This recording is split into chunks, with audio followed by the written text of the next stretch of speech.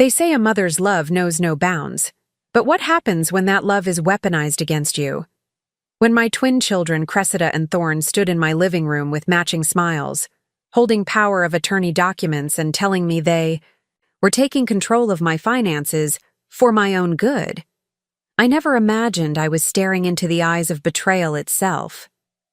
What they didn't know was that I had already discovered their secret meetings with that estate lawyer, and the recording device hidden in my favorite orchid pot had captured every venomous word.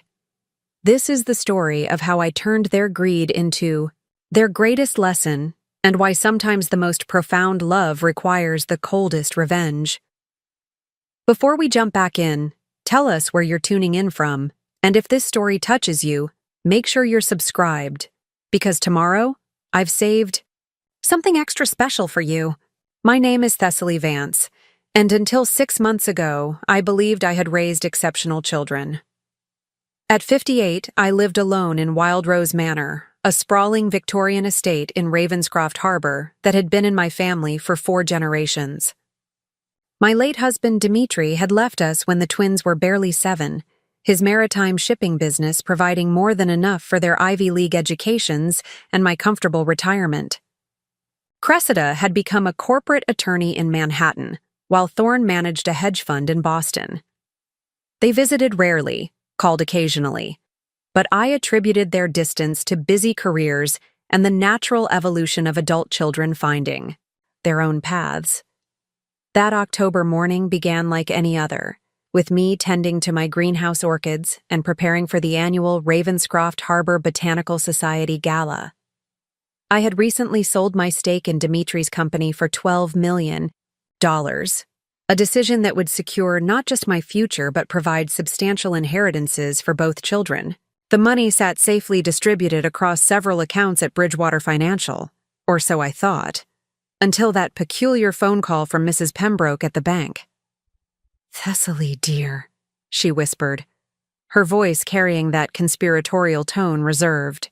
For small-town gossip, I shouldn't be calling, but given our friendship through the garden club, I felt you should know. There's been unusual activity on your accounts. Large transfers, multiple signatures. My hand stilled on the orchid I was repotting, soil scattering across my workbench. What kind of activity, Edith? The kind that requires power of attorney documents. The ones filed last week by your children. The greenhouse suddenly felt suffocating, the humid air thick with more than just moisture. I hadn't signed any power of attorney documents. My hands were steady as I set down my gardening shears, but my mind raced through possibilities, each more troubling than the last. Thank you, Edith. I'll look into it immediately. But I didn't call the bank. Instead, I did something that would have been unthinkable just moments before. I retrieved the tiny recording device I used for dictating plant care notes and tucked it carefully into the soil of my prized dendrobium orchid, the one that sat on the mahogany console table in the front parlor where I always served tea to guests. Call it intuition, call it the sixth sense that develops after decades of reading people's subtle shifts in tone and gesture, but something told me I needed to document whatever was coming next. 3 days later, Cressida's midnight blue Tesla pulled into the circular driveway, followed by Thorn's silver Porsche. They never visited together anymore. Hadn't since their 25th birthday dinner ended in a screaming match over their father's legacy, and who deserved what. Watching them emerge from their cars in coordinated movements, like dancers who had rehearsed their routine, sent a chill through me that had nothing to do with the October wind rattling the copper gutters. "Mother," Cressida called out, her voice carrying that artificial sweetness she reserved for judges and juries. She looked immaculate in her charcoal designer suit, her dark hair pulled back in a severe chignon that emphasized the sharp angles of her face. "We need to talk about your future." Thorn followed, adjusting his Hermes tie with practiced nonchalance. His sandy hair was artfully disheveled, the calculated casualness of someone who spent hundreds to look effortlessly wealthy. "About your security," he added, flashing the boyish smile that had gotten him out of countless childhood transgressions. I welcomed them inside, noting how their eyes swept the foyer with an appraiser's calculating gaze, lingering on the Tiffany lamps and the Monet sketch that hung above the fireplace. We settled in the parlor, where I served Earl Grey in my grandmother's Wedgwood china, the delicate cups clinking against saucers in a rhythm that suddenly felt ominous rather than comforting. "You're probably wondering why we're both here," Cressida began, setting down her tea untouched. A red flag, if ever there was one, as she had inherited my love for properly brewed Earl Grey and never refused a cup. "We've been concerned about you living alone in this massive house," Thorne continued, his fingers drumming against his knee in a nervous tell he'd had since childhood. "After what happened to the Weatherbys last month." The Weatherbys, our elderly neighbors who had been swindled out of their savings by a charming contractor who promised to renovate their guest cottage. I had helped them file police reports, connected them with a reputable lawyer, even housed them for a week while their accounts were frozen during the investigation. The irony of my children using their misfortune as a pretext wasn't lost on me. "I'm perfectly capable of managing my affairs," I replied, keeping my voice measured. "Pleasant. The house has a state-of-the-art security system, and I'm hardly infirm." Cressida leaned forward, her manicured hands clasped in a gesture of false concern. "It's not about your capability, Mother. It's about being proactive, protecting your assets before something happens. Which is why," Thorne pulled a folder from his leather briefcase, "we've taken the liberty of consulting with Jameson and Associates about establishing a protective trust." The name hit me like ice water. Jameson and Associates wasn't just any law firm. They specialized in elder law and conservatorships, often representing families seeking to gain control over their aging relatives' estates. I had attended a charity function with Miriam Jameson last spring, where she had boasted about their success rate in competency hearings. "How thoughtful," I murmured, accepting the folder but not opening it. My eyes drifted to the orchid on the console table, its purple blooms nodding slightly in the draft from the heating vent. "And what exactly does this protective trust entail?" They exchanged a look, quick but loaded with meaning.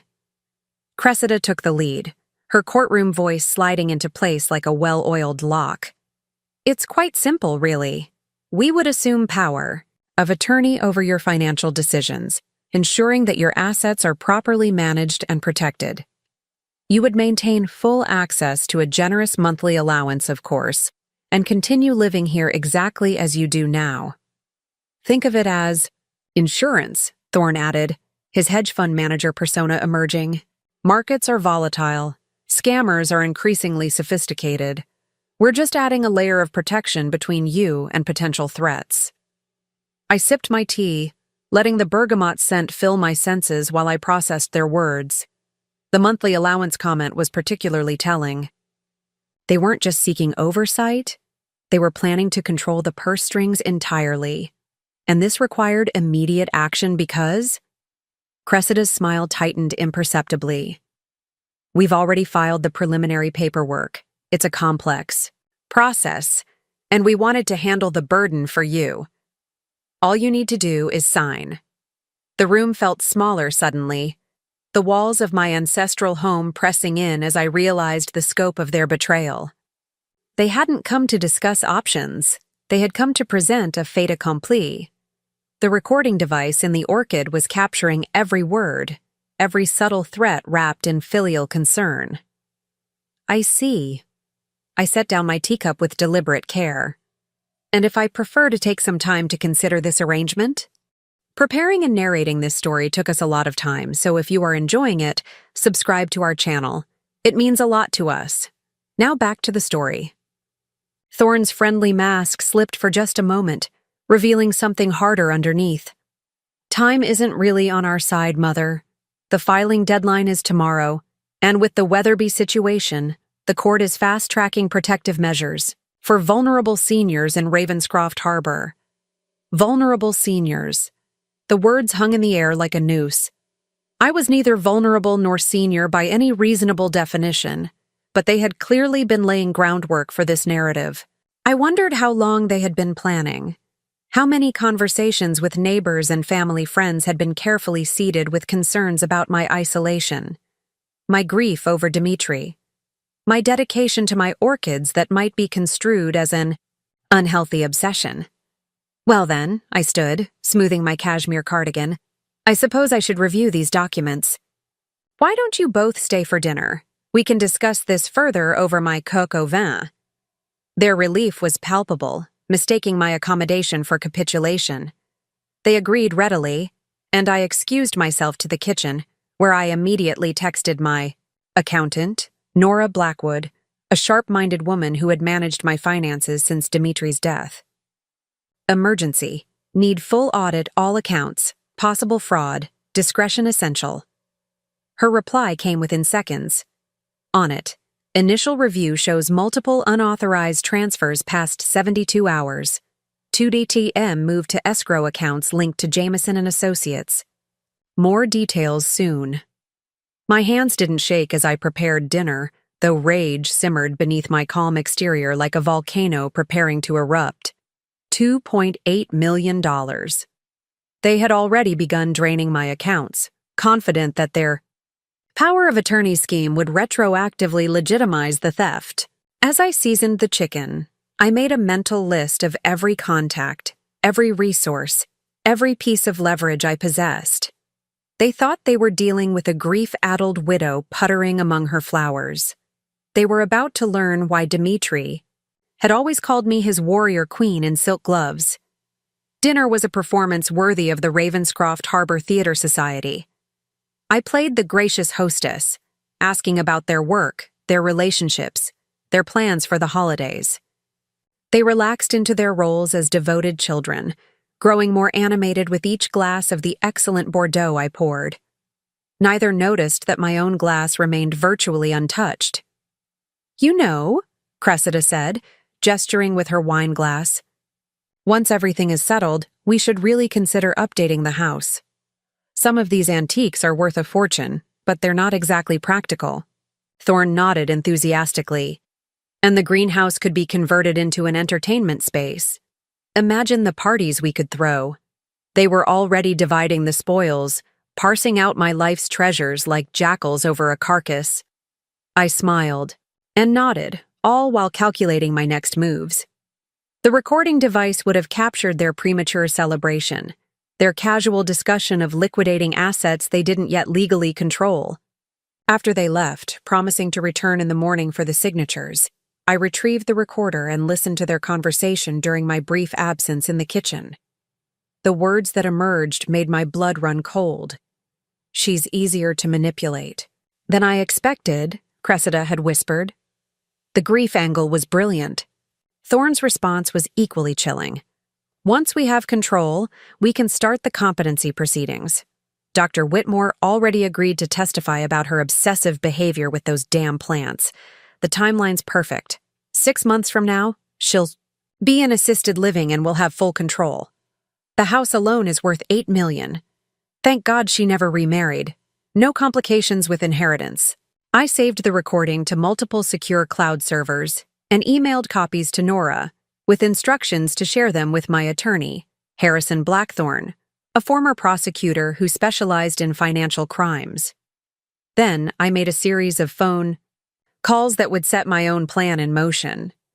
The next morning, I greeted Cressida and Thorne with fresh-baked scones and perfectly brewed coffee. They had brought reinforcements. Evelyn Jameson herself, a woman whose pearl necklace and sympathetic smile couldn't quite hide the predatory gleam in her eyes. "Mrs. Vance," she purred, extending a manicured hand. "Your children have told me so. Much about you? I understand you're ready to take this important step to protect your family's legacy." "Indeed," I replied, leading them to the formal dining room where I had arranged the signing ceremony with deliberate care. The documents were spread across the polished mahogany table, a Mont Blanc pen positioned precisely beside them. I'm quite ready to address my family's legacy. As I sat down, I saw them exchange triumphant glances. Evelyn began explaining each document with practiced ease, her legal jargon designed to overwhelm and confuse. I nodded at appropriate intervals, asking just enough questions to maintain the illusion of careful consideration without actual resistance. "And this gives them full authority over all financial decisions?" I asked, my pen hovering over the signature line. "Complete authority," Evelyn confirmed, "with the court's blessing. It's really the most secure arrangement for someone in your situation." I smiled, thinking of the secure arrangements I had made during the sleepless night. The Ravenscroft Harbor Botanical Society's emergency board meeting that would convene in 2 hours. The forensic accountant already tracing the mysterious escrow accounts. The private investigator who had uncovered Thorne's massive gambling debts and Cressida's involvement in a legal malpractice suit that threatened her career. "Perfect," I said, and signed my name with a flourish. Their relief was almost comical. Cressida actually sighed aloud, while Thorne's shoulders visibly relaxed. Evelyn gathered the documents with efficient satisfaction, promising to file them immediately. "Now that that's settled," Thorne ventured, "about our monthly allowances from the trust." I raised an eyebrow. "Allowances? For managing your affairs?" Cressida explained quickly. "A standard executor fee. 15% of the trust's value annually, split between us. 15% of $12 million. $1.8 million a year for the privilege of stealing from their mother." The audacity was breathtaking. "Of course," I agreed pleasantly, "though there is one small matter we should discuss first." Their wariness returned instantly. "What matter?" Cressida asked. I pulled out my phone and placed it on the table. "The college funds. I've been managing them separately, as you know. They're currently worth about $4 million each." Thorne's eyes lit up with unmistakable greed. "We should definitely roll those into the trust for protection." "Actually," I smiled, pressing play on my phone, "I thought you might find this recording interesting first." Their voices filled the room, tinny but unmistakable through the phone's speaker. Every damning word from the previous day's conversation, every callous plan, every calculation of my worth reduced to dollars and cents. The color drained from their faces as they listened to themselves plot my institutional imprisonment. "Evelyn." Jameson reached for her briefcase, but I held up a hand. "I wouldn't, Ms. Jameson. You see, in about 10 minutes, the Ravenscroft Harbor Police will be arriving with some questions about those escrow accounts. Something about fraudulent transfers and conspiracy to commit elder abuse." The doorbell rang, as if on cue. I rose, smoothing my skirt. That would be Detective Morrison. I called him last night after discovering the unauthorized transfers. "Did you know that attempting to steal from someone while filing false competency claims is a federal offense?" Cressida found her voice first, the lawyer in her scrambling for control. "Mother, this is all a misunderstanding. We were trying to protect you." "From what? My own judgment?" I let ice creep into my voice for the first time. "The only threats to my well-being are sitting at this table."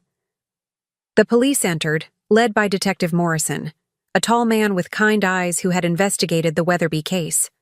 Behind him came 2 federal agents, their badges gleaming under the chandelier's light. Thessaly, Detective Morrison nodded to me before turning to my children. "Cressida Vance, Thorne Vance, Evelyn Jameson, you're under arrest for conspiracy to commit fraud, elder abuse, and theft by deception." As they were led away in handcuffs, Cressida turned back, tears streaming down her face. "How could you do this to us? We're your children." I met her gaze steadily. "The same way you could plot to lock me away and steal my life's work. The difference is, I'm teaching you a lesson. You're just thieves who happen to share my DNA." The house fell silent after they left, but I wasn't alone. Nora Blackwood arrived, with a team of forensic accountants, and Harrison Blackthorne brought documents to freeze all the attempted transfers. By evening, every penny had been recovered, and the college funds I mentioned, they never existed. I had created that fiction, to see if their greed extended even to money they believed was already designated for specific purposes. It had, spectacularly. But the real justice came later, in small, poetic doses. Cressida was disbarred after the scandal broke, her legal career destroyed by the very laws she had tried to manipulate. Thorne's hedge fund collapsed when investors fled, unwilling to trust their money to someone who would steal from his own mother. Evelyn Jameson's firm faced a class-action lawsuit from other families she had helped defraud. I used a portion of the recovered funds to establish the Dimitri Vance Foundation for Elder Protection, dedicated to preventing financial abuse of seniors. The Weatherbys became its first beneficiaries, their stolen money recovered through our legal team. The foundation's first major donor?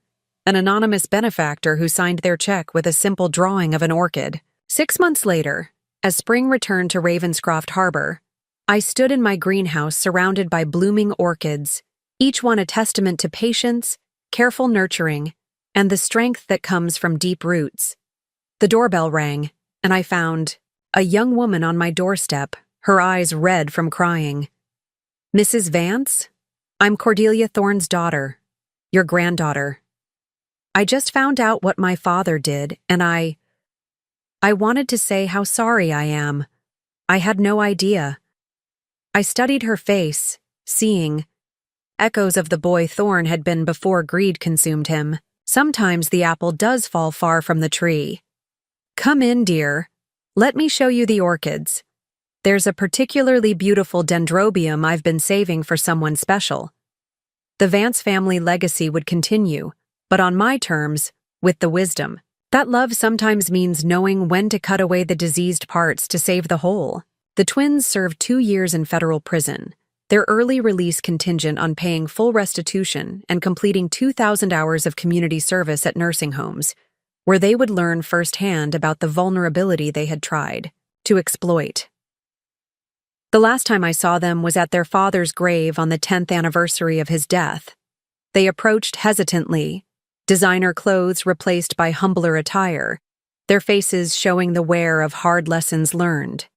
We didn't embrace or exchange tearful apologies. Instead, Cressida placed a single orchid on the headstone, a cutting from a plant I had given her as a child, somehow kept alive through her imprisonment. "I took good care of it," she said quietly, "like you taught me when I was little." "Sometimes, love isn't forgiveness," I replied. "Sometimes it's simply acknowledging what was lost and choosing to grow something new in its place." Thorne nodded, his hand resting briefly on the gravestone. "We've started a financial literacy program for seniors. It's small, but it's honest work.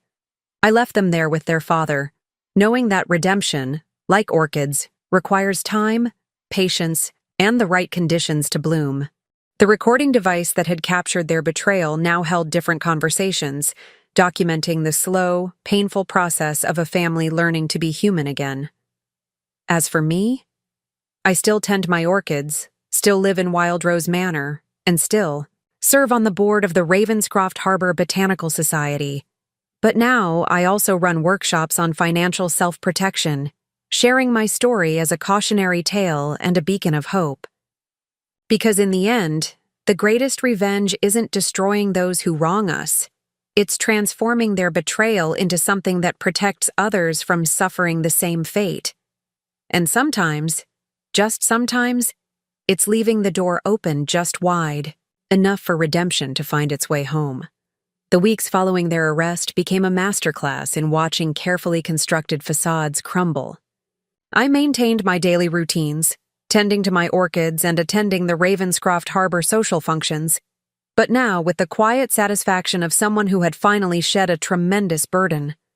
The greenhouse became my sanctuary, where I could process the magnitude of what had transpired while nurturing new life from seemingly dormant bulbs. Nora Blackwood proved invaluable during this period, her forensic accounting skills revealing the true extent of my children's deception. They had been planning this coup for over 18 months, gradually building a paper trail that painted me as increasingly erratic and isolated. Cressida had even convinced Dr. Whitmore to backdate several psychological evaluations, documents that now served as evidence in the growing case against them. The irony wasn't lost on me that their meticulous planning became their undoing. Every forged document, every manipulated conversation, every orchestrated encounter with concerned neighbors had been carefully archived by them as future evidence of my supposed decline. Instead, it created a perfect timeline of their conspiracy. One morning, as I was transplanting a rare Paphiopedilum orchid, Detective Morrison arrived with news that shook even my carefully maintained composure. "We found something else, Mrs. Vance," he said, accepting the cup of tea I offered. "Your late husband's death. There are some irregularities we need to discuss." My hands stilled on the delicate roots I had been examining. Dimitri had died of a heart attack during a business trip to Singapore. The autopsy had been conclusive, the circumstances unremarkable for a man of 55 who worked under constant stress. "What kind of irregularities?" Morrison pulled out a file, his expression grave. "We discovered a series of emails between your son and a contact in Singapore. They discussed certain medications that could trigger cardiac events in someone with your husband's medical history. The timeline. It's concerning." The greenhouse suddenly felt arctic despite the carefully controlled temperature. I sank onto my potting bench, the implications washing over me like ice water. They were barely 25 when Dimitri died, still in graduate school, still seemingly devoted children who rushed home to comfort their grieving mother. "Is there enough evidence to prosecute?" My voice sounded foreign to my own ears, hollow and distant. "Not yet," Morrison admitted. "But we're working with Interpol. The Singapore authorities are reopening their investigation.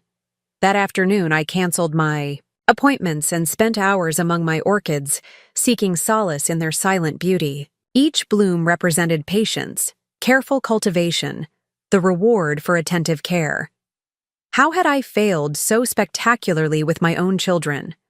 When had their souls withered while I was focused on providing every material advantage? The answer came during their bail hearing, which I attended despite Harrison Blackthorne's advice to stay away. Sitting in that courtroom, watching them in their orange jumpsuits, I finally saw the truth. They weren't my failures. They were their own architects of destruction. Every choice had been theirs. Every moral compromise a step on a path they had chosen willingly. Cressida's defense attorney painted her as a devoted daughter, manipulated by a domineering brother, while Thorne's lawyer claimed he was struggling with a gambling addiction that clouded his judgment. But when the prosecutor played the recording from my orchid, their own words condemned them more effectively than any testimony could. Bail was denied. The judge, Margaret Hollowell, a woman I knew from the garden club, declared them flight risks, given their international connections and the severity of the charges. As they were led away, neither looked in my direction. Perhaps they couldn't bear to face the mother they had plotted to destroy, or perhaps I had already ceased to exist in their world except as an obstacle to wealth. The months that followed brought revelation after revelation. Forensic accountants uncovered offshore accounts in the Cayman Islands, shell corporations designed to hide assets, and a web of financial manipulation that stretched back years. They had been siphoning money from Dimitri's company long before his death, using their positions as minority shareholders to authorize transfers that appeared legitimate, but ultimately lined their pockets. I threw myself into establishing the foundation, channeling my energy into something constructive rather than dwelling on the magnitude of their betrayal. The Weatherbys became invaluable allies, their experience helping us identify the warning signs of financial elder abuse. We created educational programs, offered free legal consultations, and established a hotline for seniors who suspected they were being exploited. The media attention was unavoidable. Ravenscroft Harbor hadn't seen a scandal of this magnitude since the lighthouse keeper's wife ran away with a traveling Shakespeare troupe in 1847. Reporters camped outside Wildrose Manor, their cameras capturing every coming and going, their questions growing more invasive with each passing day. I gave exactly one interview to Margot Sinclair from the Harbor Gazette, a woman whose integrity I had long admired. We sat in my greenhouse, surrounded by blooming cymbidiums, as I told my story with careful precision. "What would you say to other parents who might be facing similar situations?" she asked, her pen poised over her notebook. "Trust, but verify," I replied, my fingers ghosting over the petals of a nearby orchid. Love doesn't require blindness. Sometimes the greatest act of love is holding someone accountable for their actions, no matter how painful that might be. The article ran with the headline, "The Orchid Queen's Last Stand," a title that made me cringe but captured the public imagination. Letters poured in from across the country, stories of similar betrayals, gratitude for my courage, requests for advice. I answered each one personally, finding unexpected healing and connecting with others who understood the unique pain of familial betrayal. 6 months into their incarceration, I received a letter from Thorne. His handwriting, once bold and confident, now appeared shaky and uncertain. The pages were filled with apologies, explanations, and requests for forgiveness. But one line stood out. "I know now that we killed everything that mattered chasing things that don't." I didn't respond immediately. Instead, I spent a week contemplating my reply while working on a particularly challenging Vanda orchid that had refused to bloom for 3 seasons. As I adjusted its care regimen, patience rewarding me with the first signs of a flower spike, I realized what I needed to say. My response was brief. Understanding isn't absolution. Growth requires acknowledging the depth of the damage caused. Your father's death haunts me now in ways it never did before. If you seek forgiveness, start by confronting the full truth of your actions, not just the convenient parts. Cressida's letter arrived a month later, typed on prison stationery, with the precision of someone who still couldn't fully let go of control. She detailed her legal strategy for appeal, her plans for rebuilding her career after serving her sentence, her analysis of where their plan had gone wrong. Not once did she expressed genuine remorse or acknowledge the emotional devastation they had caused. I filed it away without responding, recognizing that she still viewed our relationship as a transaction rather than a bond. The trial lasted 3 weeks.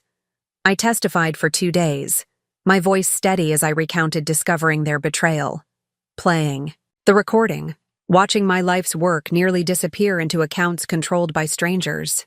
The defense attorneys tried to paint me as vindictive, claiming I had orchestrated an elaborate entrapment scheme, but the evidence spoke louder than their theatrics.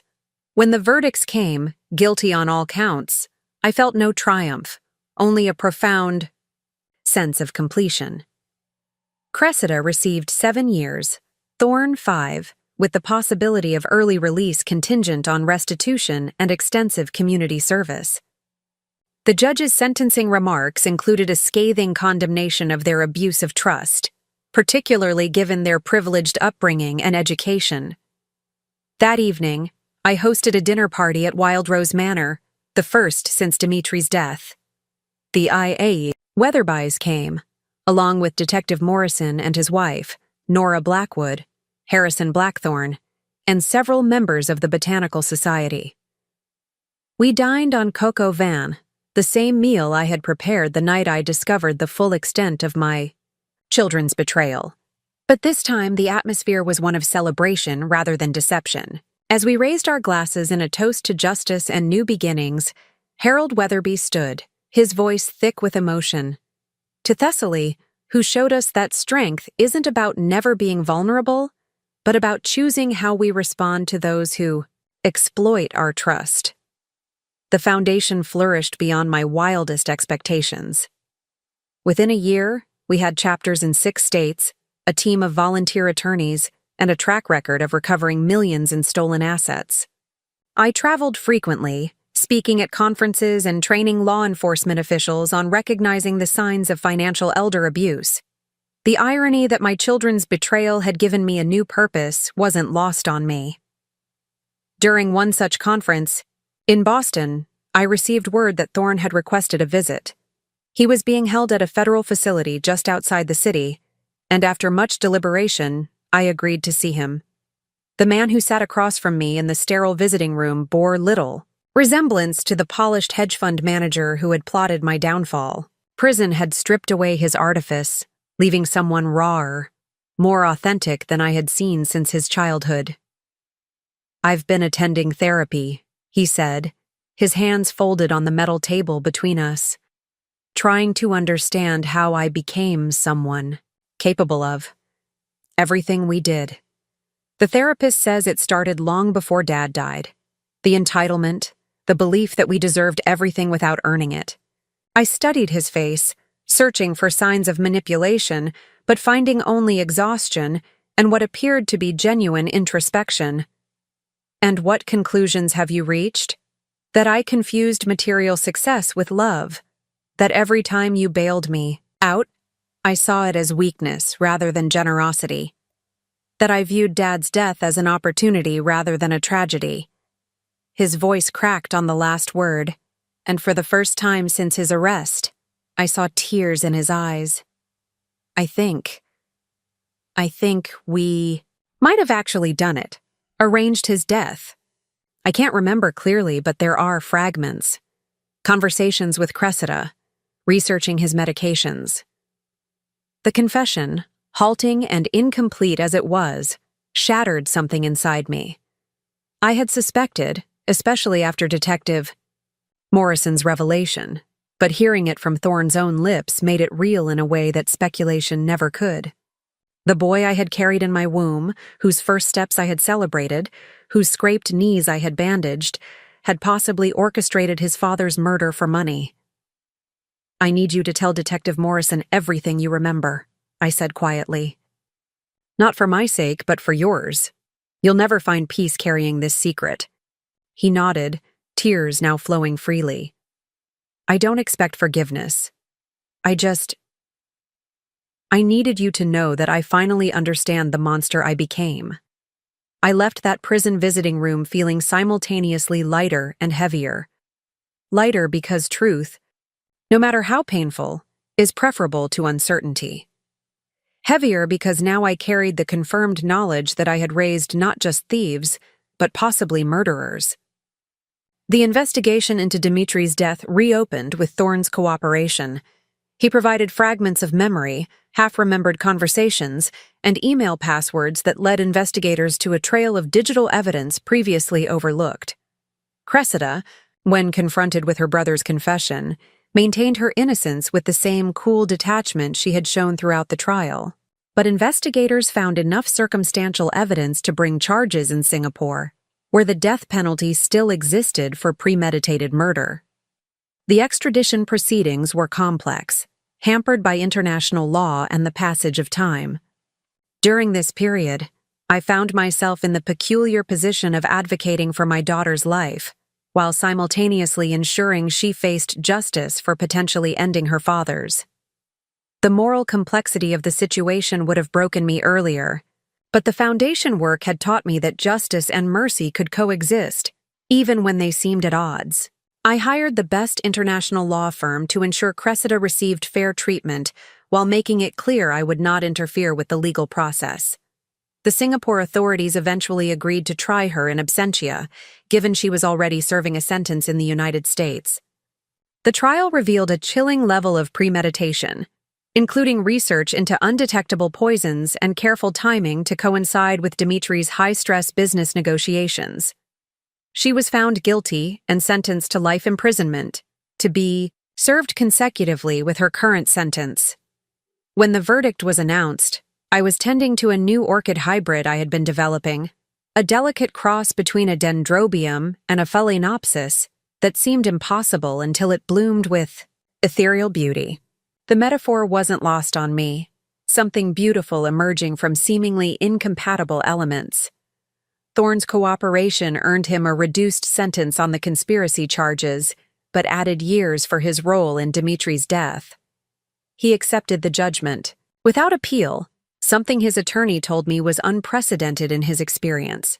During our increasingly regular correspondence, Thorne shared his journey through therapy, his work with the prison's financial literacy program, and his growing understanding of the devastating ripple effects of their actions. The turning point in our relationship came 3 years into his sentence when he sent me a package on my birthday. Inside was a small, hand-carved wooden box containing a single orchid seed pod and a note. "I've been studying botany in the prison library. This is from the orchid you gave me when I was 10, the one I forgot to water until it died. A fellow inmate who works in the greenhouse helped me pollinate it. Maybe something good can grow from old mistakes." The gesture moved me more than any of his previous apologies. It showed patience, dedication, and an understanding of what truly mattered to me. I planted the seeds in my greenhouse, nurturing them with the same care I gave all my orchids, watching as they slowly developed into seedlings. Like forgiveness, orchids couldn't be rushed. They bloomed on their own schedule, requiring consistent care in the right conditions. 5 years after their initial arrest, Thorne was released on parole, required to live in a halfway house and maintain employment while continuing therapy and community service. He found work at a nonprofit financial counseling center, using his experience to help people avoid the kind of debt that had contributed to his downfall. His first visit to Wildrose Manor was awkward, both of us navigating the strange territory between mother and son, victim and perpetrator, past and potential future. We walked through the greenhouse, where I showed him the thriving seedlings from his gift. Some had already bloomed, their delicate flowers a testament to the possibility of renewal. As we stood among the orchids, he asked the question I had been expecting: "Can we ever be a family again?" I considered my answer carefully, my fingers brushing the petals of a nearby cattleya. Family isn't just biology or history, it's a choice we make every day through our actions. You're choosing differently now. That's a beginning, not an ending. Cressida remained unrepentant, her letters increasingly bitter as her appeals failed, and her sentence stretched toward a lifetime behind bars. She accused me of destroying her life, claimed Thorne had lied to curry favor, and insisted she was the victim of a miscarriage of justice. I continued to ensure she had adequate legal representation while maintaining my distance, recognizing that some wounds were too deep to heal, some betrayals too fundamental to overcome. The Foundation expanded internationally, partnering with organizations in Singapore, where Dimitri's case had raised awareness about similar crimes. We established the Dimitri Vance Memorial Lecture Series, bringing together legal experts, financial advisors, and mental health professionals to discuss the intersection of family, money, and criminal behavior. It felt like an appropriate tribute to a man whose death had ultimately exposed a network of deception that might have otherwise continued unchecked. On the 10th anniversary of discovering their betrayal, I hosted a gala at Wildrose Manor to celebrate the Foundation's achievements. The guest list included beneficiaries who had recovered their assets, volunteers who had dedicated countless hours to our cause, and law enforcement officials who had investigated hundreds of cases based on our educational materials. Thorne attended, now a respected counselor in his own right, his presence a complicated but genuine symbol of the possibility of redemption. As I stood at the podium, surrounded by people whose lives had been touched by our work, I reflected on the journey that had brought us to this moment. My orchids, displayed throughout the ballroom, seemed to glow under the chandeliers, their beauty a reminder that sometimes the most magnificent blooms emerge from the darkest periods of dormancy. "Ladies and gentlemen," I began, my voice carrying across the room with hard-won authority, 10 years ago, I discovered that the people I trusted most had betrayed me in ways I couldn't have imagined. That discovery could have destroyed me. Instead, it became the catalyst for something larger than personal pain or family drama. It became a movement to protect others from similar harm. The applause that followed felt like validation, not just of the Foundation's work, but of the choice I had made to transform betrayal into purpose. As the evening progressed, filled with speeches, testimonials, and pledges of continued support. I found myself in the greenhouse for a moment of solitude. The newest generation of orchids was beginning to bloom, including several from thorn seeds, their unique genetics creating flowers unlike any I had seen before. Cordelia found me there, as she often did during family gatherings. My granddaughter had become a regular presence in my life. Her own relationship with her parents complicated, but her bond with me growing stronger each year. She had inherited my love for orchids and was studying botany at university, planning to specialize in conservation of endangered species. "Grandmother," she said, using the formal title she had adopted out of respect, "do you ever regret what happened? The way it all unfolded?" I considered her question while adjusting the humidity level for a temperamental Mazdavalia. Regret is too simple a word for something so complex. I regret that your father and aunt chose the path they did. I regret not seeing the signs earlier. But I don't regret holding them accountable. Sometimes love means allowing people to face the consequences of their actions. She nodded, wise beyond her 23 years. I've been thinking about forgiveness lately. How it's not really about the person who hurt you, but about freeing yourself from the weight of anger. "You sound like your therapist," I said with a gentle smile, recognizing the echo of wisdom I had also learned through years of counseling. "Maybe, but I also sound like you. The way you've handled everything. It's taught me that strength isn't about avoiding pain, but about choosing what to do with it." That night, after the last guest had departed and the catering staff had cleaned up, I sat in my study reviewing the Foundation's latest financial report.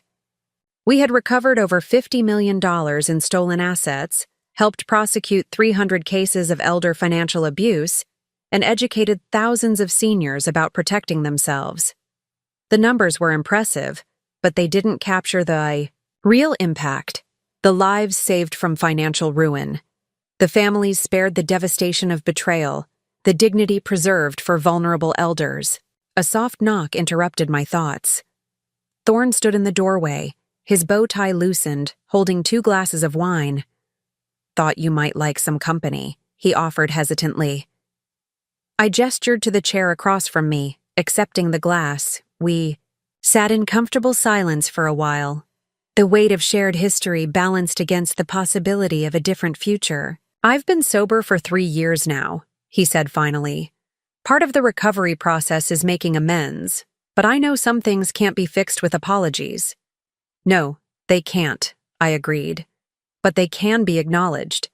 And sometimes, that's enough to begin building something new." We talked late into the night, not about the past or the pain, but about the future. His work at the counseling center, my plans for expanding the foundation, Cordelia's research project on orchid genetics. It felt almost normal, like the conversations we might have had if our path had been different, if greed hadn't poisoned our family's roots. As dawn approached, painting the sky in shades of pink and gold reminiscent of my rarest orchids, I walked Thorne to the door. He paused on the threshold, looking back at the home where he had grown up, where he had plotted its theft, and where he now stood as a changed man seeking redemption. "Thank you," he said simply, "for not giving up on the possibility of change." I watched him drive away, then returned to my greenhouse to check on the night-blooming orchids that were just closing their petals as the sun rose. Among them was a specimen I had named Redemption's Promise, bred from the seeds Thorne had sent from prison. Its flowers were spectacular, white petals edged with deep purple, a visual representation of how beauty could emerge from the darkest circumstances.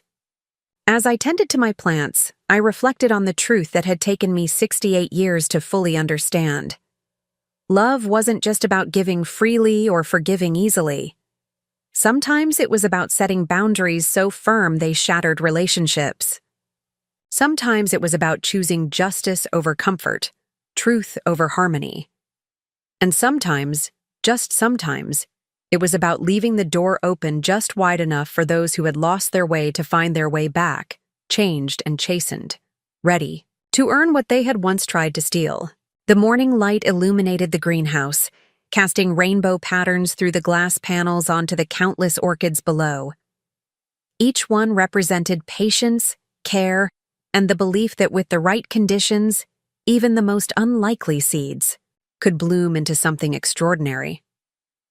As I picked up my watering can to begin the day's routine, I smiled at the thought that perhaps the same could be said for people, even those who had once plotted to destroy everything I held dear. My phone buzzed with a message from Cordelia. "Coffee later. Want to discuss the Foundation's youth outreach program. Also, Dad asked me to give you this." Attached was a photo of a small orchid cutting, carefully potted and labeled in thorns. Now familiar handwriting. "For the woman who taught me that some things are worth waiting for." I typed back quickly. "Coffee sounds perfect. Bring the cutting. Let's see what we can grow together." The future stretched ahead, uncertain, but no longer feared. I had learned that strength wasn't about avoiding betrayal, but about choosing how to respond when it inevitably came. My children had taught me that lesson in the harshest way possible, but in doing so, they had inadvertently given me the tools to help countless others avoid similar fates. Perhaps that was its own form of redemption, written not in apologies or legal documents, but in the lives touched and protected by our painful history. As the day began in earnest, with emails to answer and foundation work to coordinate, I allowed myself one moment of pure satisfaction. The woman who had once been marked as an easy victim, who had been plotted against by her own flesh and blood, had not only survived, but flourished. Like my hardiest orchids, I had adapted to harsh conditions and bloomed anyway, creating beauty from betrayal and purpose from pain. And if that wasn't the sweetest revenge of all, I couldn't imagine what was. The morning I discovered the second. Betrayal started like any other, with me pruning dead blooms from my cymbidiums while listening to a gardening podcast. But when Detective Morrison called asking to meet immediately, his tone carrying an urgency I hadn't heard since the original investigation, I knew my carefully reconstructed piece was about to shatter again. "We need to discuss your late husband's business partners," he said when he arrived, declining my offer of tea. Specifically, the Zhao family in Singapore. The Zhao family had been Dimitri's closest associates in Asia, instrumental in expanding his shipping empire across the Pacific. After his death, they had sent an enormous floral arrangement and a personal note of condolence that I'd kept in my desk drawer. "What about them?" Morrison pulled out a tablet, swiping through documents that made my blood run cold. "It appears your children weren't the only ones with access to information about Dimitri's heart condition. We've uncovered communications between Cressida and Victoria Zhao dating back 5 years before your husband's death." Victoria Zhao. I remembered her from corporate dinners, an elegant woman who spoke 5 languages and had an MBA from Wharton. She had always been particularly interested in Cressida's legal career, often pulling my daughter aside for private conversations I'd attributed to professional networking. "They were planning something much bigger than just your estate," Morrison continued. "The Zhao family has been systematically acquiring shares in your husband's company through shell corporations. With Dimitri gone and your children in prison, they're positioned for a complete takeover." I stood abruptly, walking to my orchid wall where hundreds of blooms created a living tapestry of color. Each plant represented years of patience, careful cultivation, the understanding that beauty often emerged from adversity. "Are you telling me my husband's death wasn't just about inheritance? We believe it was about corporate control. The Zhaos couldn't force Dimitri out while he was alive, so they found willing partners in your children. The inheritance plot was real, but it was also a smokescreen for a larger conspiracy." That afternoon, I convened an emergency meeting with the Foundation's board of directors. What had started as a personal betrayal had morphed into something that threatened hundreds of jobs and the legacy Dimitri had spent his life building. As I laid out the facts Morrison had shared, watching the shock ripple across familiar faces, I felt a familiar surge of determination. "We're not just fighting for my family's assets anymore," I declared. "We're fighting for every employee, every shareholder, every person who believed in what Dimitri built." Nora Blackwood, now the foundation's chief financial officer, was already pulling up corporate records on her laptop. The Zhaos control 37% through various holdings.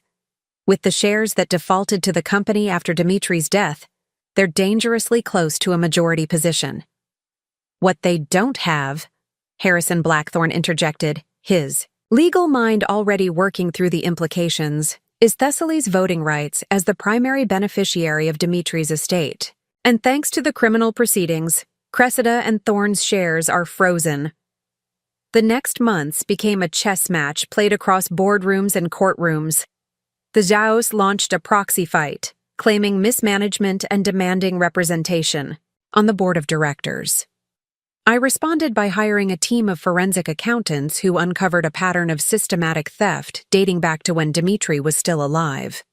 Inventory mysteriously disappearing from Singapore warehouses, shipping, routes diverted to benefit Zhao-owned competitors, contracts deliberately sabotaged. The most damaging discovery came when we found emails between Victoria Zhao and Cressida discussing Project Orchid, their code name for the long-term plan to eliminate Dimitri and seize control of his company. The name felt like a personal insult, corrupting something I held sacred with their greed. Your father trusted them like family, I told Cressida during a video call to the prison, her face pixelated on the screen, but her lack of remorse crystal clear. How could you conspire with them against your own blood? Blood meant nothing to him, she spat back. He was going to write us out of the will completely. The Zhaos offered us a way to secure our future. You think you're so noble, Mother, but you're just naive. This is how real business works. I ended the call, her words echoing in my mind. Perhaps she was right about my naivety, but if being sophisticated meant orchestrating murders and betraying every principle of human decency, I preferred to remain unsophisticated. The legal battle intensified when the Zhaos filed suit claiming that Dimitri's company had breached numerous contracts after his death. Their lawyers, an army of sharp-suited professionals from 3 continents, attempted to overwhelm us with paperwork and procedural maneuvers. But they hadn't counted on the network I'd built through the foundation, elderly shareholders who rallied to support me, former employees who came forward with evidence of the Zhaos misconduct, even competitors who despised Dimitri's business practices but respected his integrity. During a particularly contentious deposition, Victoria Zhao sat across from me, her designer suit impeccable, her expression cold as carved marble. Your husband was weak, she said when the lawyers stepped. Out for a break. Sentimental. He could have ruled the shipping industry, but he insisted on fair wages and environmental protections. Bad for business. Bad for your business, I corrected. Dimitri built something sustainable. You're trying to gut it for short-term profit. She laughed, a sound like breaking crystal. You sound just like him. Look where his principals got him. Dead in a hotel room. His own children celebrating his demise. That night, alone in my greenhouse, I tended to my most delicate orchids while processing the day's revelations. The Phalaenopsis amabilis, with its pure white blooms, reminded me of Dimitri's integrity. He had built his empire on handshake deals and mutual respect, values that seemed antiquated in today's corporate landscape, but had earned him loyal allies who were now emerging to defend his legacy. A soft knock interrupted my thoughts. My granddaughter Cordelia entered, carrying a thermos of tea and a concerned expression. I heard about the deposition, she said, settling beside me on the wooden bench. Are you all right? I accepted the tea, gratefully, its warmth a comfort against the evening chill. Your grandfather wasn't perfect, but he was honorable. These people are trying to rewrite history, to make his decency seem like weakness. Maybe that's exactly why we need to fight them, she suggested, not just for the company, but for the idea that business doesn't have to be ruthless to be successful. Her words sparked something in me. The next morning, I called an emergency board meeting and proposed a radical strategy. Instead of fighting the Zhaos solely in court, we would take our case to the public.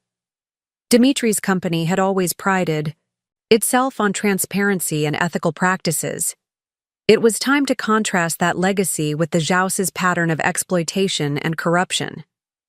We launched a media campaign highlighting the differences between Dimitri's vision and the Zhao's proposed changes. Former employees shared stories of how Dimitri had supported them through personal crises.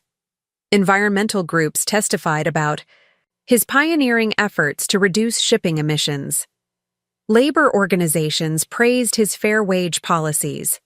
The narrative began to shift from a corporate power struggle to a battle for the soul of ethical business. The Zhao's responded by intensifying their legal assault, filing injunctions, and claiming defamation. But public opinion had turned against them, and several institutional investors began questioning their association with the takeover attempt. When a major pension fund announced it would vote against the Zhao proposals, citing concerns about corporate governance, I knew the tide was turning. During this period, I received an unexpected letter from Thorne.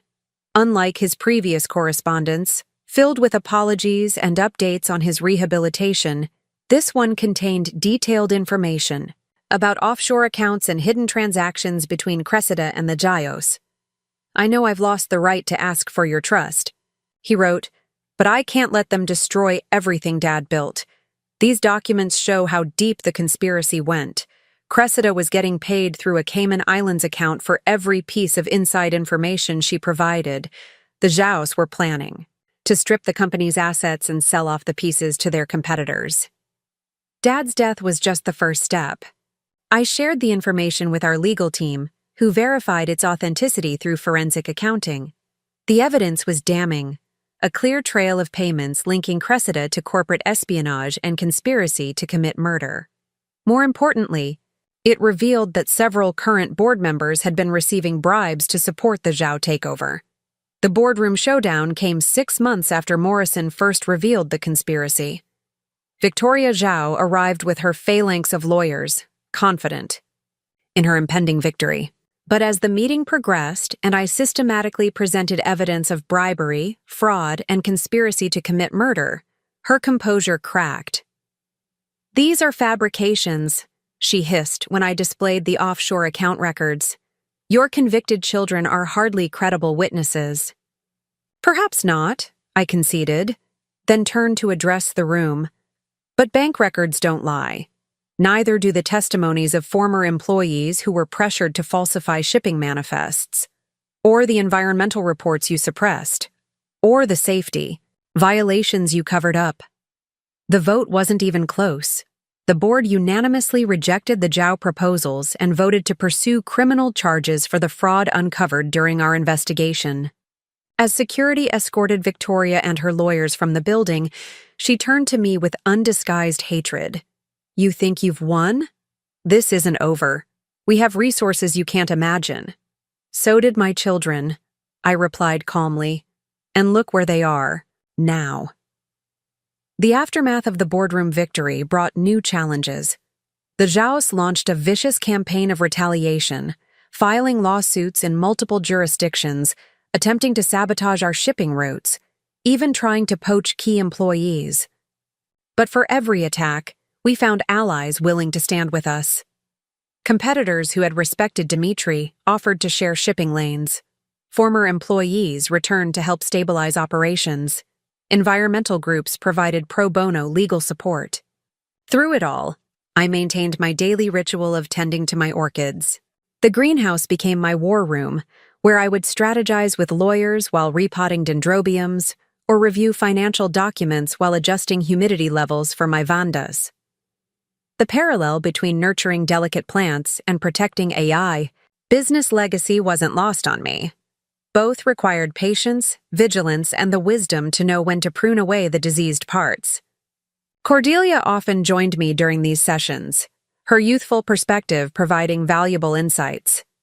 One evening, as we grafted new shoots onto established root systems, she made an observation that shifted my entire approach to the crisis. "You know what's interesting about orchids?" she mused, carefully wrapping the graft union. "They're not just beautiful, they're incredibly resilient. They adapt to harsh conditions, form symbiotic relationships, even develop new survival strategies when threatened. Like companies, I realized aloud. The ones that survive aren't necessarily the biggest or most aggressive, but the ones that can adapt and build genuine partnerships. This insight led to a complete restructuring of Dimitri's company. Instead of simply defending against the Zhao attacks, we went on the offensive by doubling down on the values that had made the business successful. We increased profit sharing with employees, expanded our environmental initiatives, and formed strategic alliances with ethical competitors. The company became a case study in stakeholder capitalism, proof that businesses could thrive without sacrificing their principles. The legal proceedings against the Zhaos stretched on for 2 years, during which time more evidence of their criminal activities surfaced. International law enforcement agencies joined the investigation, uncovering a network of corruption that extended far beyond our company. Several Zhao family members were arrested, their assets frozen, their reputation in tatters. Victoria Zhao herself faced extradition to Singapore on murder conspiracy charges. During her final court appearance before being transported overseas, she looked directly at me, her once proud demeanor replaced by something hollow and defeated. "You destroyed my family," she said, her voice barely above a whisper.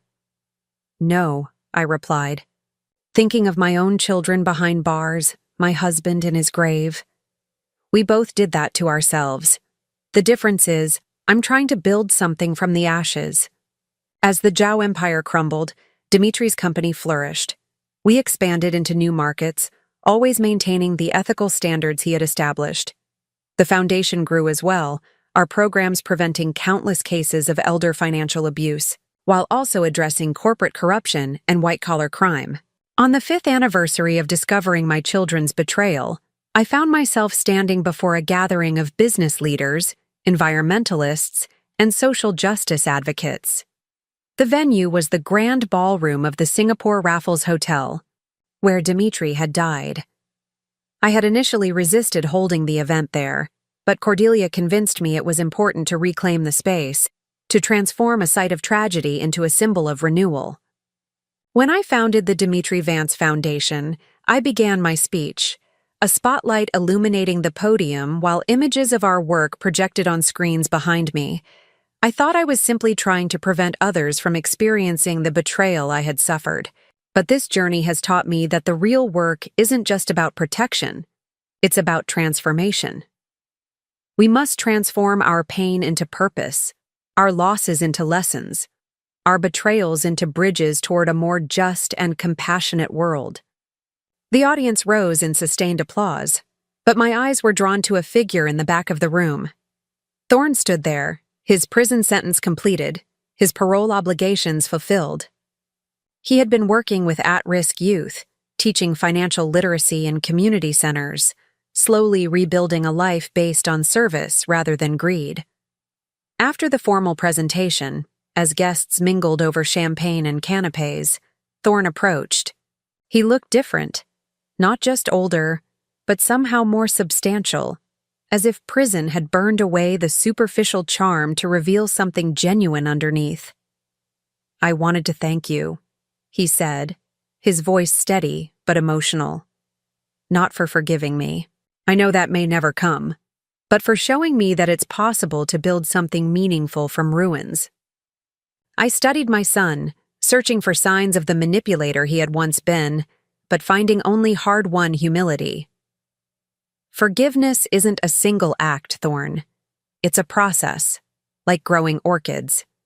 It requires the right conditions, constant care, and most importantly, evidence of genuine change. He nodded, understanding the metaphor. "I've been studying botany, following your example. There's something profound about nurturing life after being responsible for taking it." He paused, swallowing hard. "I testified against the Zeos last month, told them everything about our conspiracy with them. It won't bring Dad back, but maybe it helps balance the scales slightly." That night, alone in my hotel room overlooking Singapore's glittering skyline, I video called Cressida in prison. She had maintained her silence throughout the Zhao investigation, refusing to cooperate even when offered reduced sentences. Her loyalty to her co-conspirators seemed to be the only principle she had left.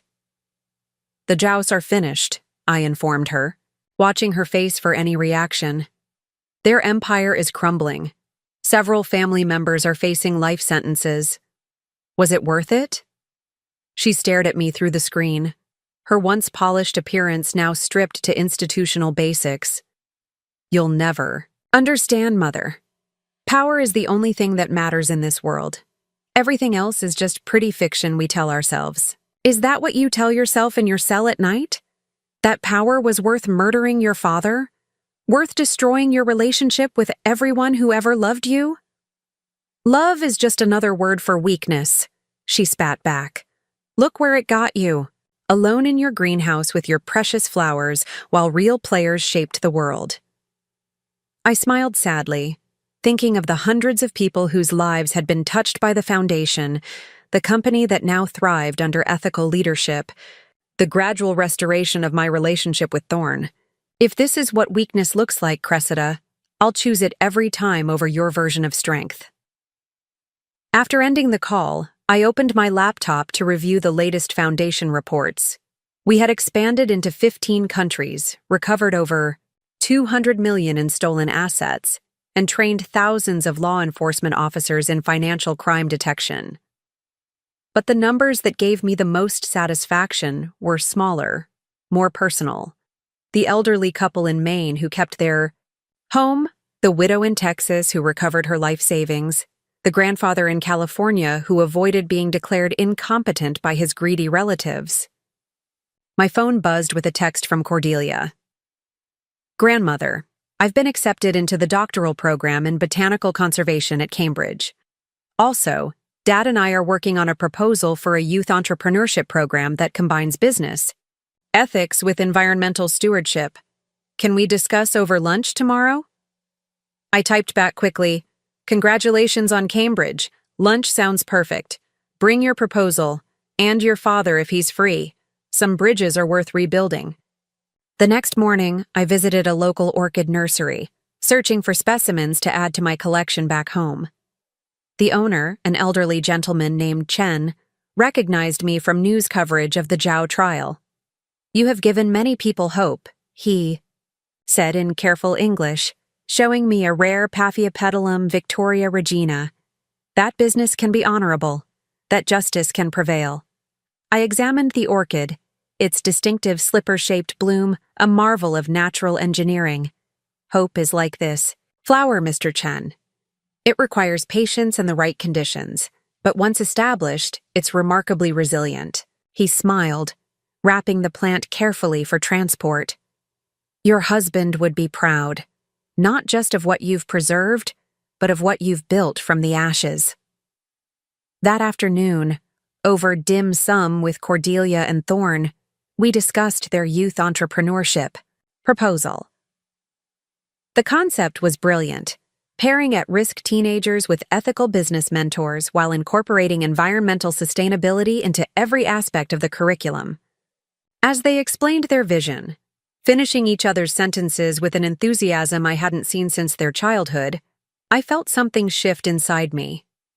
The three of us spent the rest of the day visiting potential program sites, meeting with education officials, and refining the proposal. By evening, we had a comprehensive plan that would pilot in 3 cities before expanding nationally. The Foundation Board approved funding the following week, with several corporate partners offering additional support. 6 months later, at the program's launch event, I watched Thorn address a room full of teenagers from disadvantaged backgrounds. His words carried the weight of hard-earned wisdom. "I stand here not as a success story, but as a cautionary tale with a second chance. I once believed that wealth was the only measure of worth, that taking shortcuts was smart business. I was wrong. Real success isn't about what you can take. It's about what you can build that lasts beyond your own lifetime." After his speech, one of the students approached me. "My dad's in prison for fraud," she confided, her voice barely audible. "Everyone says I'll end up the same way.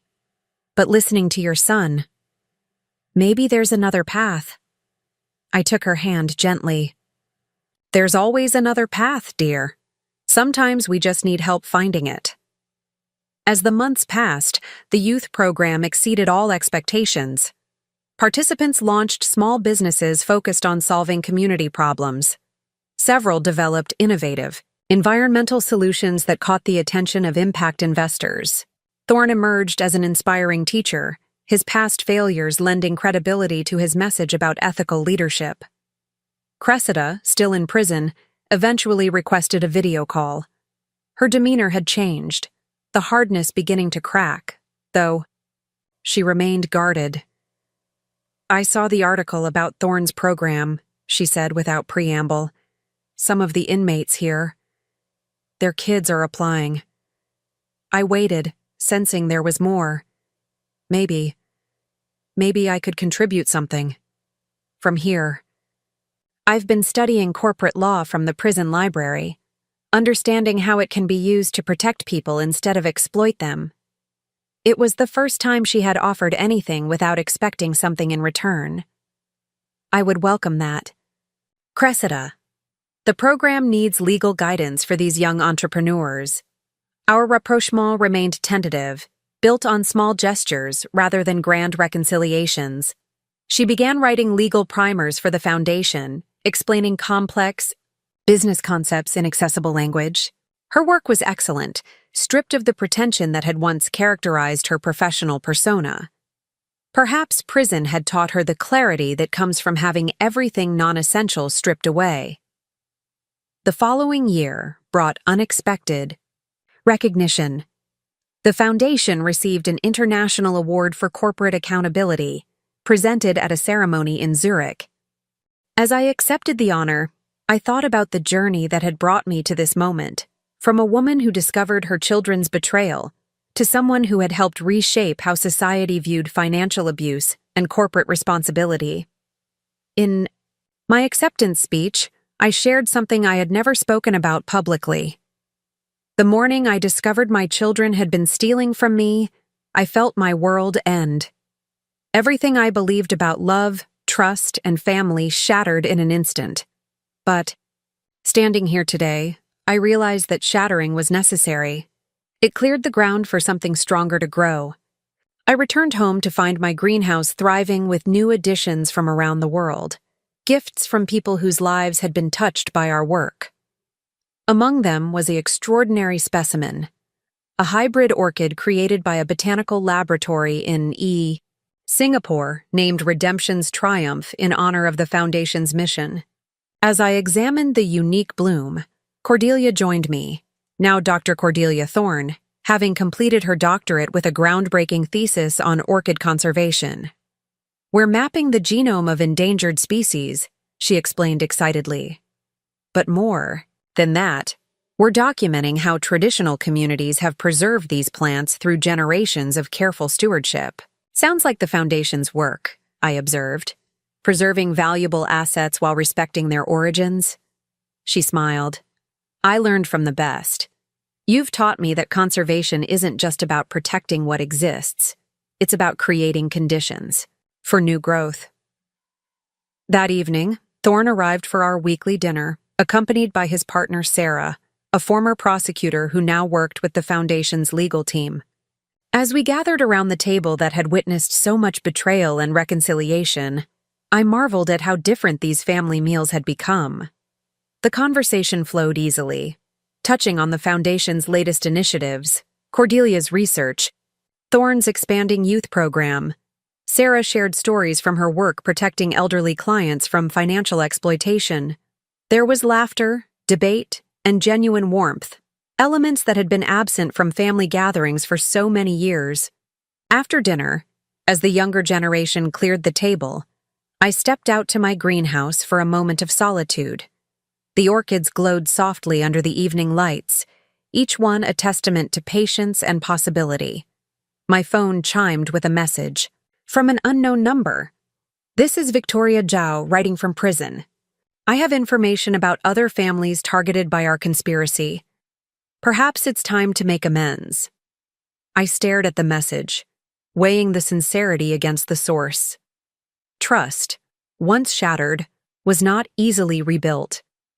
But if my journey had taught me anything, it was that redemption could bloom in the most unlikely places, given the right conditions and careful tending. I typed back, "I'm listening." The investigation that followed Victoria's cooperation uncovered a network of financial predators targeting wealthy families across Asia. Working with international law enforcement, we helped recover millions in stolen assets and prevented countless future crimes. Victoria's testimony proved crucial in securing convictions, though I never forgot that her cooperation came only after her empire had crumbled. 5 years after the original betrayal, Cressida was granted early parole based on her work with the Foundation and cooperation in ongoing investigations. Her release coincided with the 10th anniversary gala of the Dimitri Vance Foundation, held at Wild Rose Manor.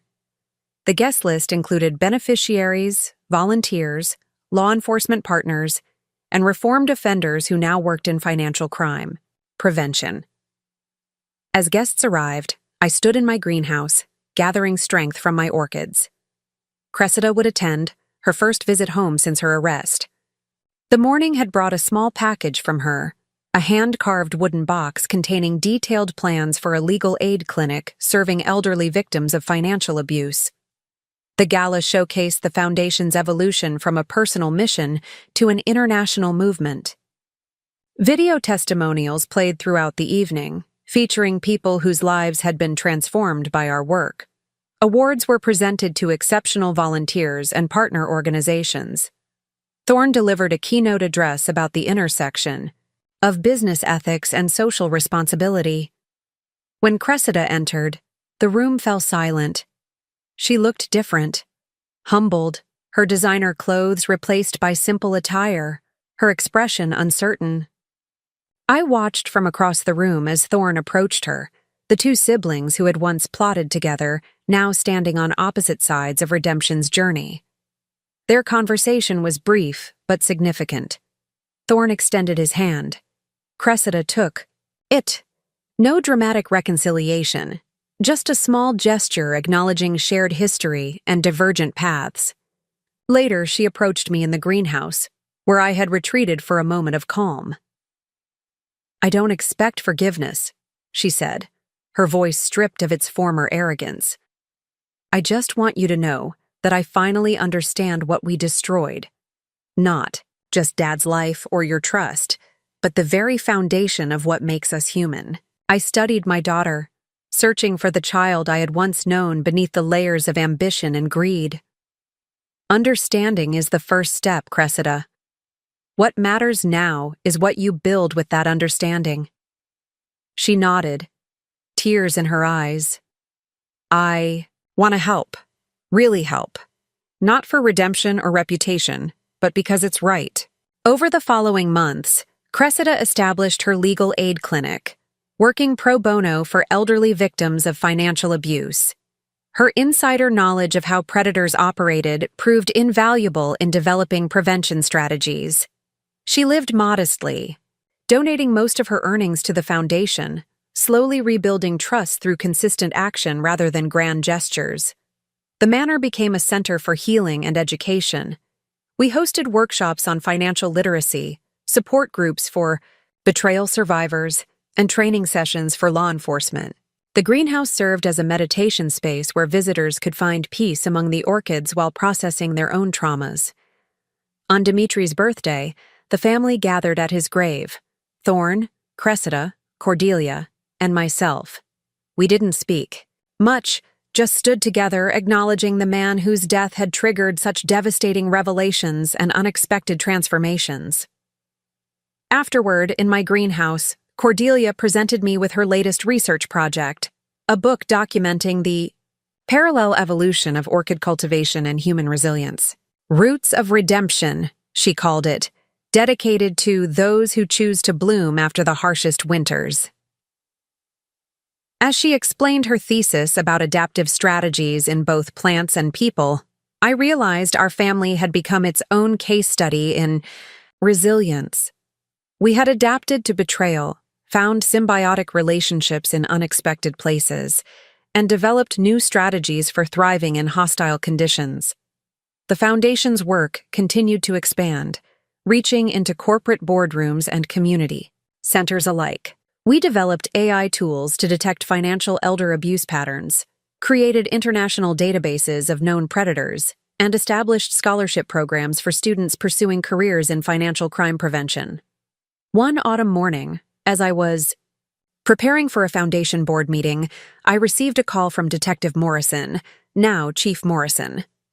He had one final piece of information about Dimitri's death, a confession letter from a Zhao family associate confirming that the murder had been planned for years, with my children recruited only in the final stages. "Does this change how you feel about Thorn and Cressida?" he asked. I considered the question while gazing at my orchids. They were still responsible for their choices, Chief, but knowing they were targeted and groomed by master manipulators adds context. Evil rarely appears wearing its true face. That afternoon, I shared the information with my children. Neither sought to use it as an excuse, but I saw something shift in their understanding of their own culpability. They had been predators, yes, but also prey to even more sophisticated hunters. The revelation sparked a new Foundation initiative focused on identifying and interrupting grooming patterns in financial crimes. We partnered with psychology departments to study how trusted individuals could be corrupted over time, developing intervention strategies to break these cycles before they resulted in tragedy. As my 70th birthday approached, the Foundation organized a global symposium on financial justice and family reconciliation. Experts from around the world gathered to share research and strategies. The highlight was a panel featuring reformed offenders, including Thorn and Cressida, discussing the psychology of betrayal and the path to redemption. The symposium's closing ceremony was held in my greenhouse, where attendees could wander among thousands of orchids while reflecting on the conference themes. The space had been expanded over the years, now including rare specimens from every continent and several hybrids developed through Cordelia's research program. Standing before the assembled group, I shared my final thoughts. When I began this journey, I thought I was fighting against something, against greed, against betrayal, against the darkness in human nature. But I've learned that the real work is fighting for something, for trust, for justice, for the possibility of transformation. That night, after the guests had departed, my family gathered in the Manor's library. 3 generations united not by blood alone, but by shared purpose and hard-earned wisdom. We reviewed plans for the Foundation's next decade, discussed Cordelia's latest research proposals, and celebrated small victories in ongoing cases. As the evening wound down, Thorn raised a glass. "To the woman who taught us that strength isn't about avoiding betrayal, but about choosing how to respond when it comes. To Mom." Cressida added quietly, "And to Dad, whose death revealed truths that ultimately saved us from ourselves." We drank in silence, acknowledging the complex legacy of love, loss, and redemption that had shaped our unconventional family. Outside, moonlight filtered through the greenhouse glass, illuminating the orchids that had witnessed our destruction and rebuilding. Later, alone among my plants, I reflected on the journey from that first shocking discovery to this moment of quiet triumph. The orchids around me represented more than just horticultural success. They embodied the principle that had guided me through the darkest times, that with proper care, patience, and the right conditions, even the most damaged roots could produce extraordinary blooms. My phone buzzed with a message from a Foundation volunteer in Australia. "Thanks to your protocols, we just prevented a $1 million theft targeting an elderly widow. The perpetrator, her own grandson, family safe, assets secured, young man in counseling instead of prison." I smiled, knowing that somewhere in Australia, another family had been spared our painful journey while still having the opportunity for redemption. This was the true legacy of our ordeal. not just justice served, but cycles of abuse interrupted and transformed. As I prepared for bed, I found myself thinking about a conversation I'd had years earlier with my own mother. She had warned me about spoiling the children, about the dangers of giving too much without teaching gratitude. I hadn't listened then, too caught up in my desire to provide everything I'd never had. Now I understood that true inheritance wasn't about money or property. It was about values, resilience, and the wisdom to know that love sometimes requires the hardest choices. My children had learned this lesson through loss and consequence. Future generations, through our foundation's work, might learn it through education and example. The next morning brought news that would have devastated me years earlier, but now filled me with quiet pride. Cressida had been offered a prestigious position with an international law firm specializing in corporate ethics. The hiring committee had been impressed not just by her legal expertise, but by her profound understanding of how good people could make terrible choices.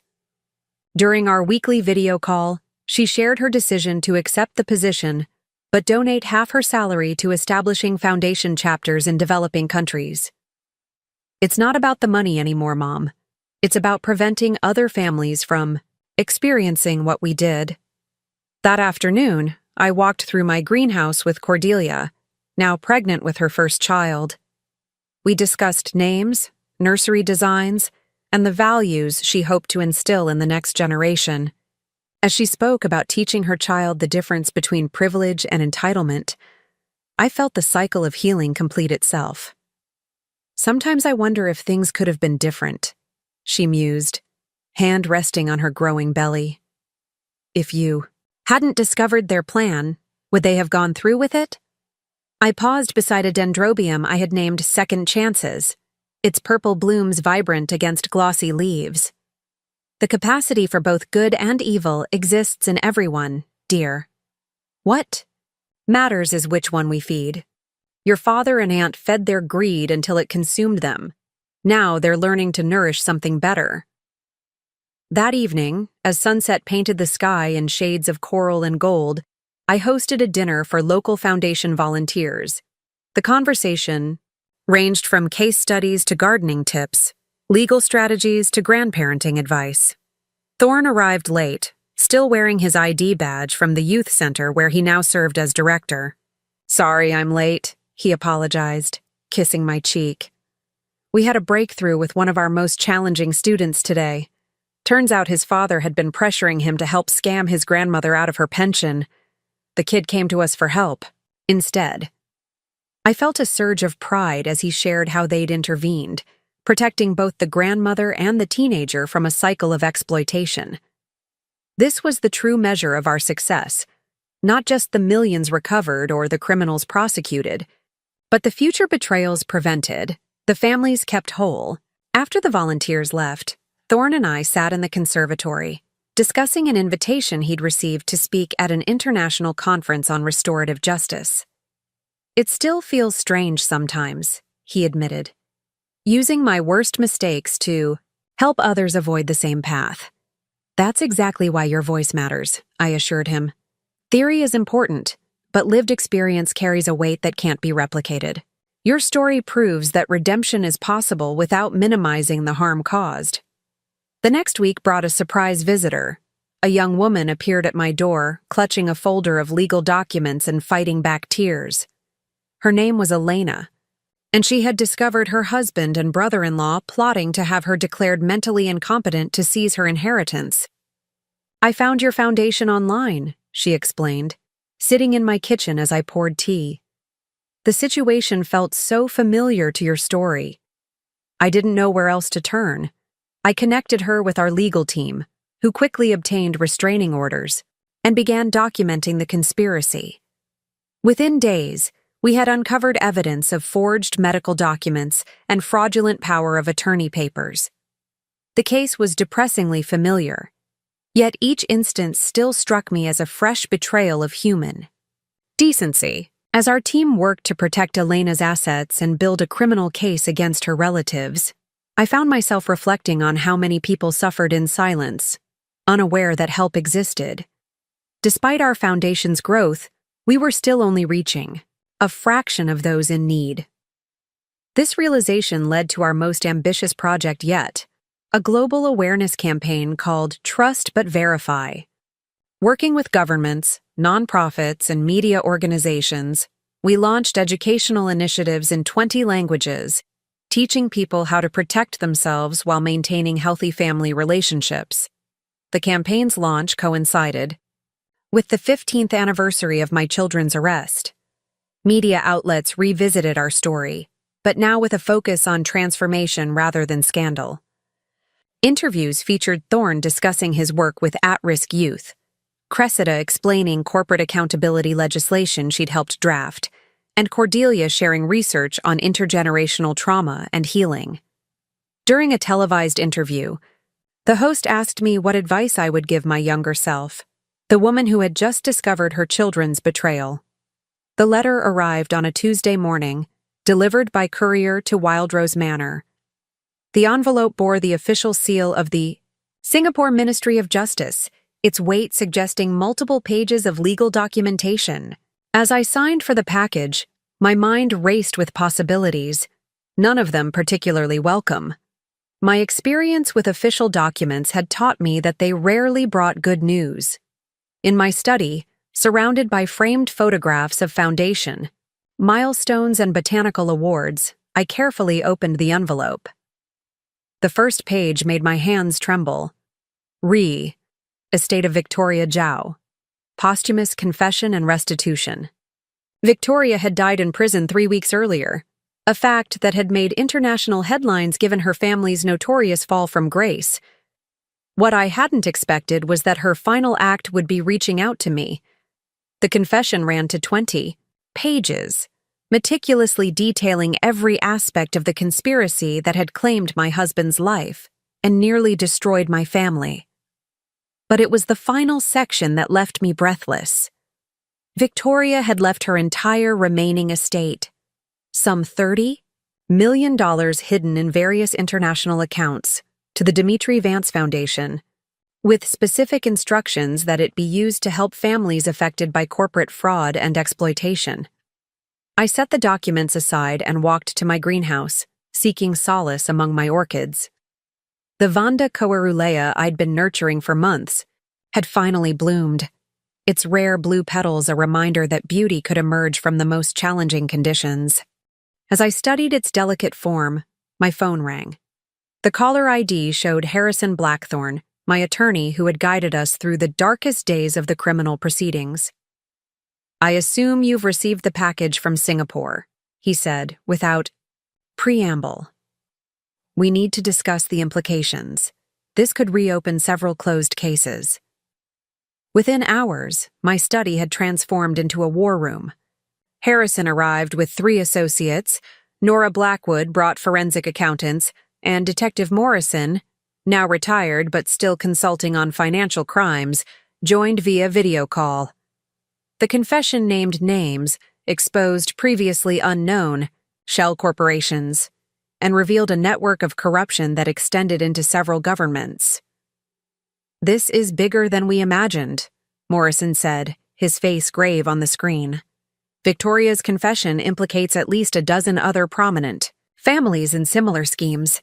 We're looking at an international conspiracy targeting wealthy, elderly individuals." The ethical implications were staggering. Victoria's money was tainted, earned through murder and exploitation. Yet her detailed confession could help bring justice to countless victims and prevent future crimes. As we debated how to proceed, Cordelia arrived with her characteristic timing, her presence immediately shifting the room's energy. "You're considering whether to accept blood money," she observed, setting down her research materials. "But isn't the real question what we can transform it into?" Her words echoed something I'd told her years ago about our family's redemption. Money itself was neutral.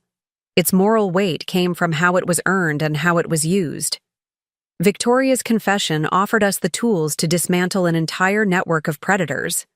The funds she left could support that mission. Over the next several weeks, I worked with our legal team to carefully document every revelation in Victoria's confession.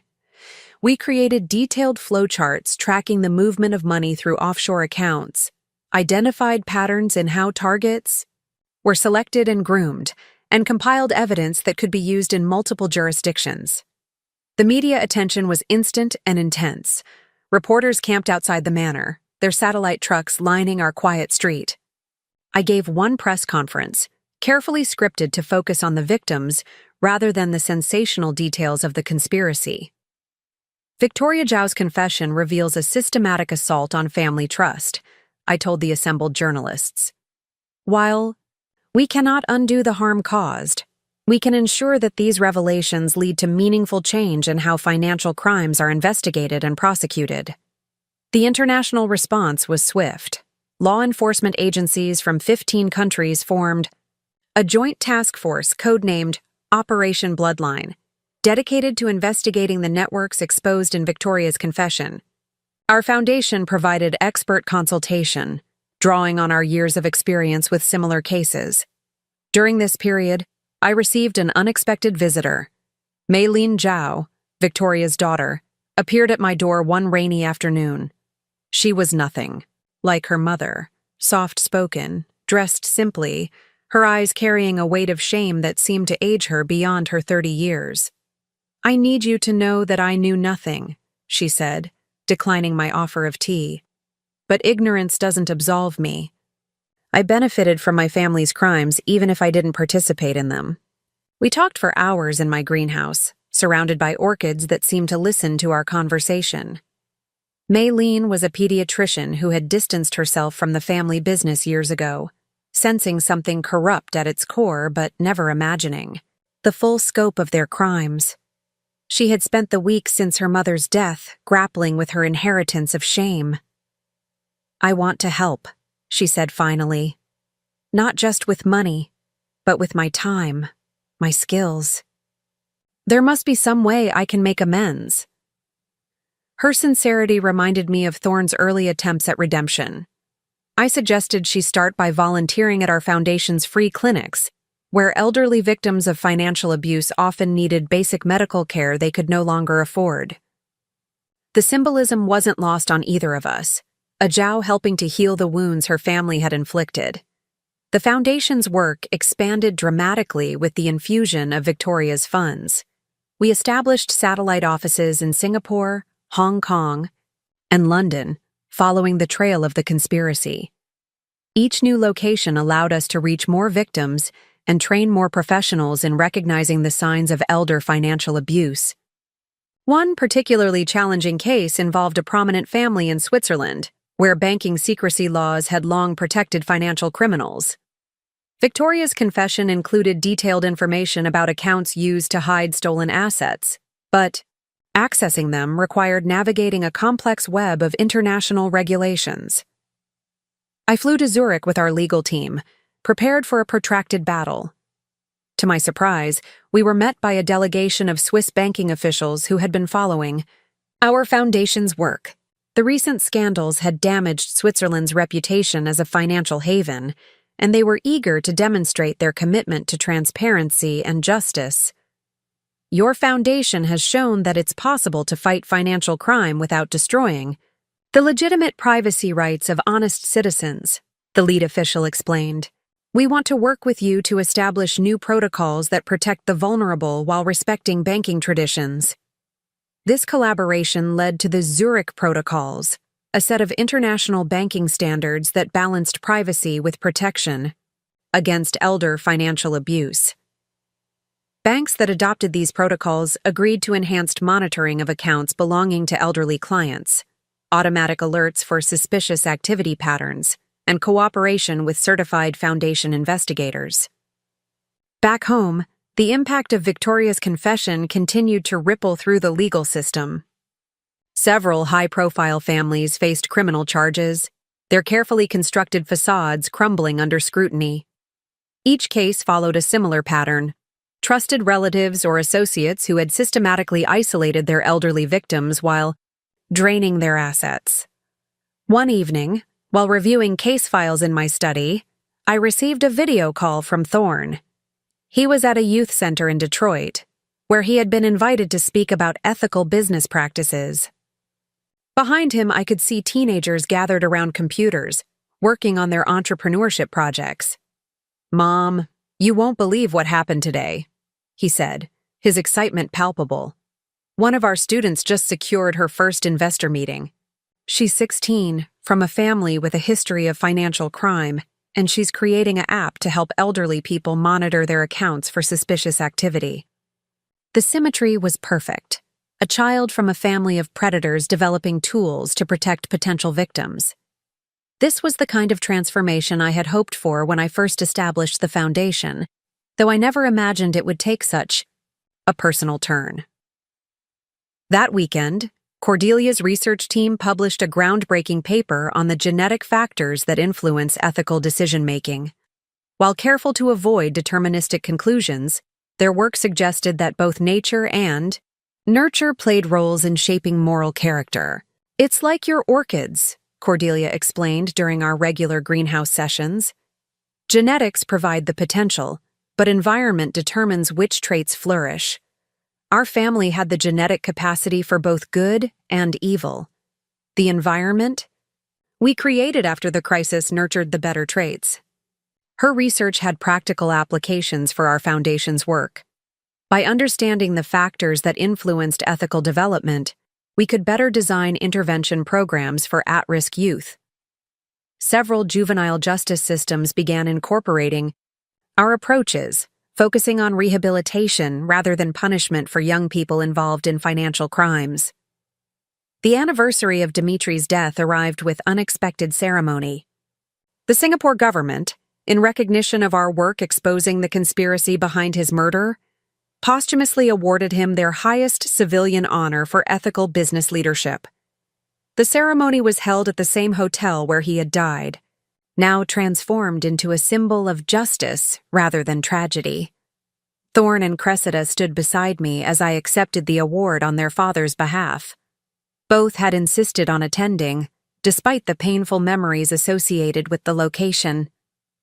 In my acceptance speech, I spoke about the long arc of justice and the possibility of redemption. "My husband died believing in the fundamental goodness of people," I said, looking out at an audience that included reformed criminals, victims' advocates, and international law enforcement officials. "Even those who betrayed him most deeply have proven him right by choosing to transform their guilt into service." After the ceremony, we visited Dimitri's grave, now marked with a new headstone that included his posthumous honor.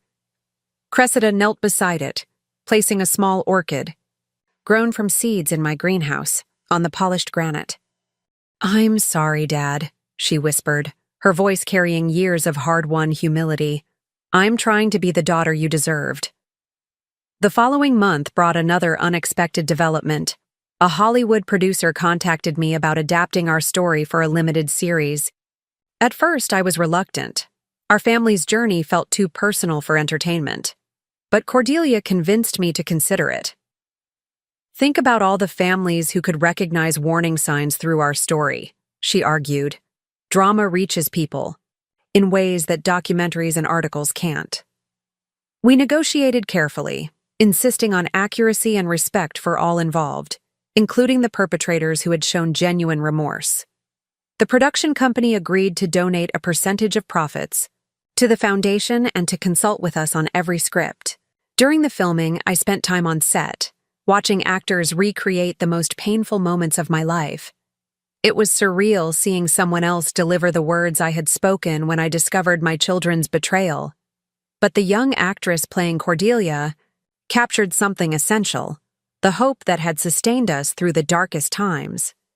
The series premiered to critical acclaim and sparked a global conversation about family, trust, and redemption. Viewership was highest in countries where elder financial abuse was rarely discussed openly.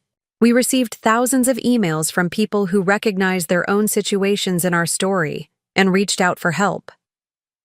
One particularly moving message came from a woman in Japan whose son had been pressuring her to sign over her property. After Watching the series, she contacted our Tokyo office and received the support she needed to protect her assets while getting her son into counseling.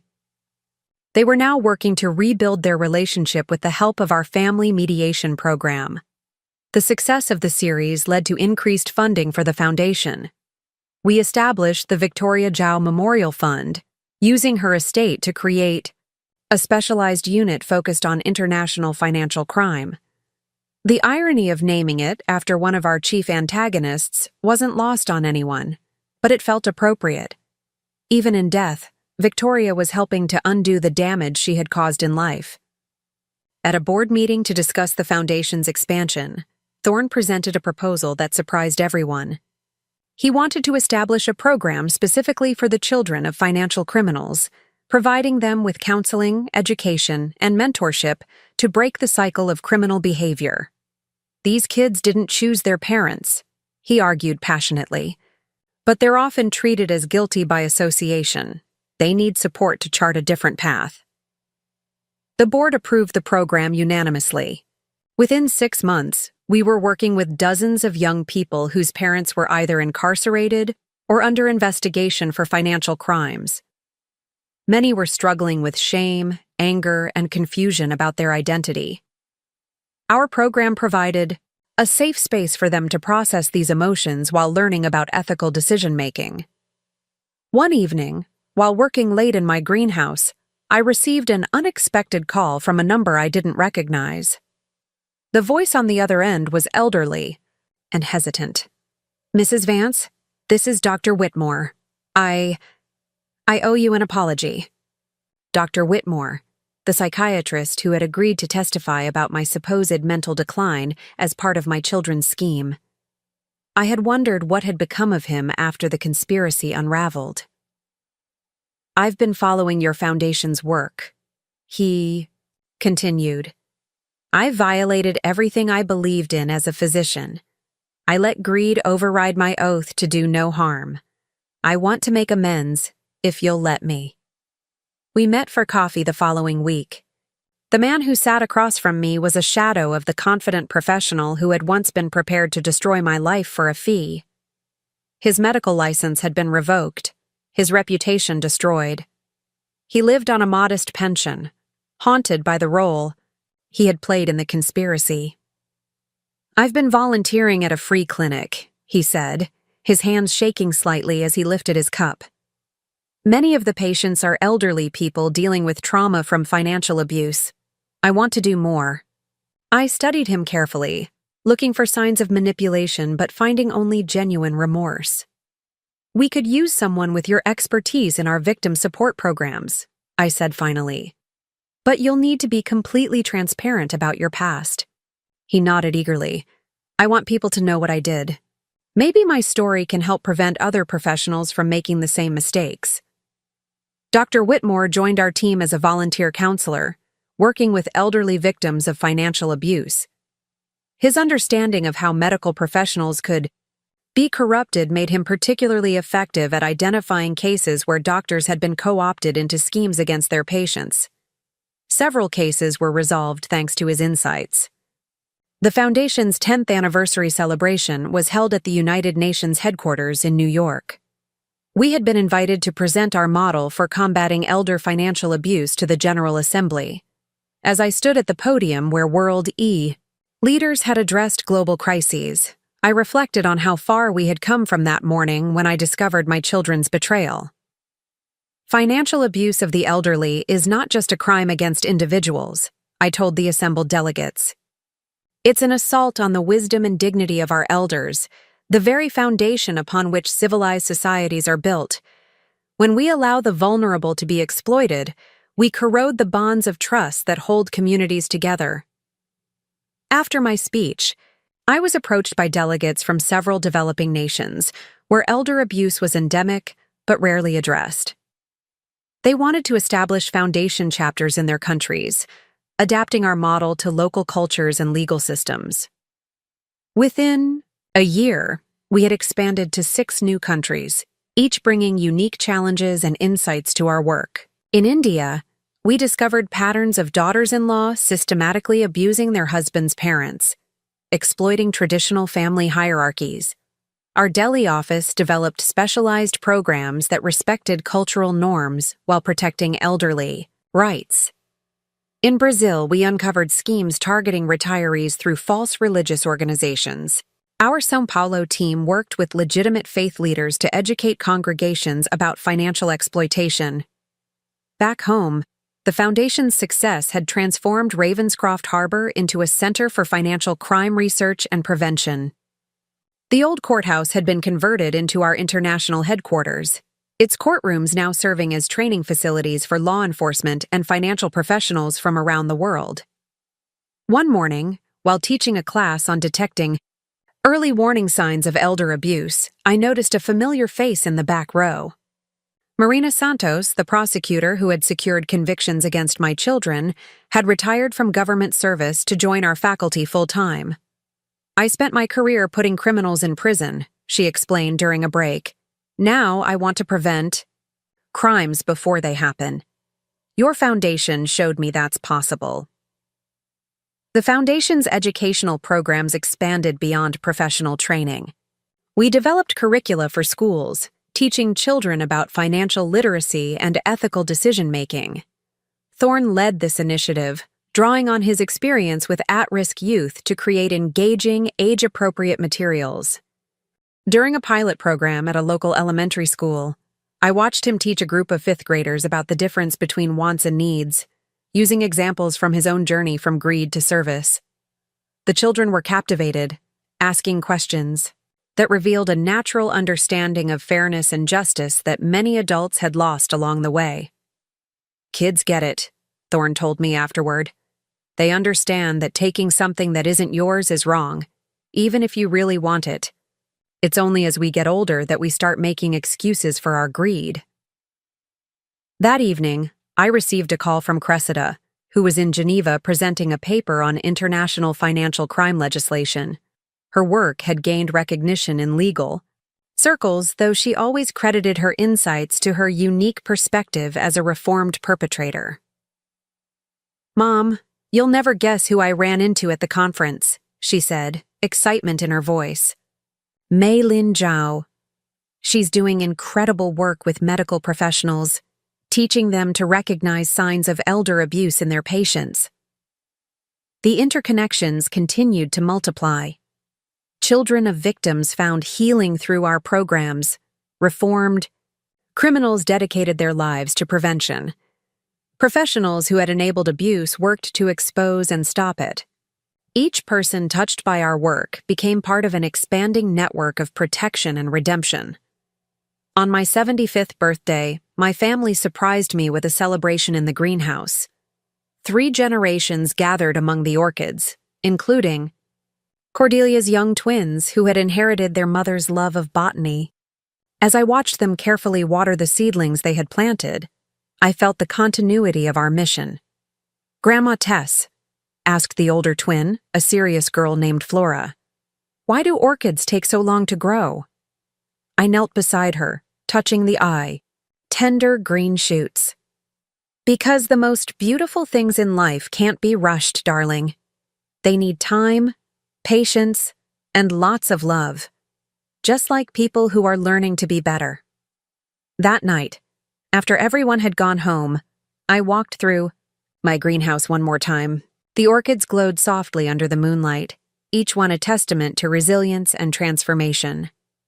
On my desk sat a framed photo from our first Foundation gala, showing Thorne and Cressida in their prison uniforms, participating via video link. Beside it was a recent picture of them addressing the UN together, respected voices in the fight against financial crime. The journey from betrayal to redemption had been longer and more complex than I could have imagined. But as I looked at my flourishing orchids and thought of all the lives touched by our work, I knew that sometimes the greatest gifts come disguised as our deepest wounds. My children had once tried to destroy me for money. In response, I had built something money couldn't buy, a legacy of justice, compassion, and the unwavering belief that people could change. As I prepared for bed, my phone chimed with a message from a Foundation volunteer in Australia. Just prevented another elder abuse case. Family reconciled. Assets protected. Your protocols work like magic. I smiled, knowing it wasn't magic. At all. It was the result of pain transformed into purpose, betrayal alchemized into wisdom, and the simple truth that love, real love, sometimes means holding people accountable while never giving up on their capacity for redemption. Tomorrow would bring new cases, new challenges, new opportunities to protect the vulnerable and guide the lost toward better choices. But tonight, I slept peacefully, surrounded by the quiet breathing of my orchids, knowing that even the darkest betrayal could bloom into something beautiful if tended with patience, wisdom, and unfailing hope. On the morning of my 80th birthday, I awoke to find frost etching delicate patterns across my greenhouse windows. The orchids seemed to glow in the winter light, their blooms defying the cold, much as I had defied expectations throughout my life. My bones ached with age now, but my mind remained as sharp as ever, a fact that still seemed to surprise those who encountered me in professional settings. I had planned to spend the day quietly reviewing foundation reports, but Cordelia had other ideas. She arrived at 9, bundled against the January chill, her twins trailing behind her with barely contained excitement. "Grandmother," she announced, handing me a thick envelope sealed with wax. "The board insisted that you take today off. This is non-negotiable." Inside the envelope was an itinerary for what they called the Legacy Tour, a day-long journey through the various institutions that had grown from our work. The twins bounced on their toes, clearly in on the surprise. "We're your tour guides," Flora declared proudly. Her brother Aiden nodded, adding, "Mom says we know almost as much about the foundation as you do." I changed into a comfortable suit and allowed myself to be escorted to the waiting car. Our first stop was the original foundation building, where staff had gathered in the lobby beneath a banner reading, "20 Years of Transformation." Faces new and familiar beamed as I entered, their applause washing over me like a warm wave. The young receptionist, whose grandmother had been one of our earliest cases, presented me with a leather-bound book. "Letters from those you've helped," she explained. "We've been collecting them for months." As we continued to the expanded headquarters downtown, I leafed through the book, reading messages from around the world. Each story represented a family, saved from the devastation I had experienced, elderly parents protected, predatory relatives held accountable, reconciliations achieved through justice rather than denial. The educational center occupied what had once been Ravenscroft Harbor's largest bank, a fitting transformation that never failed to amuse me. Here, thousands of professionals received training each year in detecting and preventing elder financial abuse.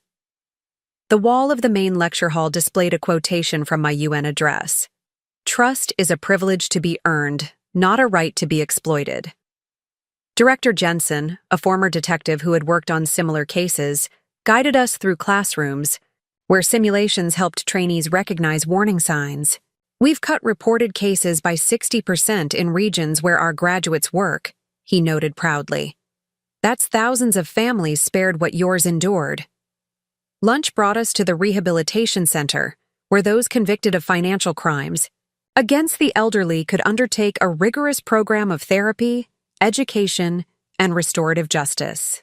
The facility operated on principles developed through our experience with Thorn and Cressida, emphasizing accountability without abandoning the possibility of redemption. The dining hall fell silent as I entered, then erupted in applause. These men and women, some still bearing the haunted look of those confronting their darkest actions, had been writing to me for years, sharing their journeys toward understanding the harm they had caused. Seeing them in person, engaged in the difficult work of becoming better than their worst choices, moved me deeply. A middle-aged woman approached, her hands trembling slightly. "Mrs. Vance, I'm Eliza Harmon. I stole from my grandfather. Your program saved my life." She gestured to an elderly gentleman seated nearby. "And gave me back my family. Grandpa is here today to support my graduation next week." I embraced them both, recognizing in their reconciliation the healing that had eluded Cressida for so long. Some wounds were too deep, some betrayals too fundamental to fully mend. Yet others, with proper care and genuine remorse, could become scars that strengthened rather than weakened the tissue of family bonds. The afternoon brought visits to the research institute that Cordelia had established, the legal clinic that bore Dimitri's name, and the youth entrepreneurship center where Thorne taught ethical business practices to teenagers from disadvantaged backgrounds. Each location represented a branch growing from the bitter seed of our family tragedy. As evening approached, the twins directed our driver to the harbor, where a small crowd had gathered on the boardwalk. A canvas-covered structure stood at the center, clearly awaiting unveiling. "The final stop on your legacy tour," Aiden announced grandly. The mayor stepped forward, offering me her arm as we approached the mysterious installation. "Mrs. Vance, when the city council voted on how to recognize your 80th birthday, we wanted something that captured both your personal journey and your global impact." She nodded to Cordelia, who pulled a cord to reveal a stunning bronze sculpture.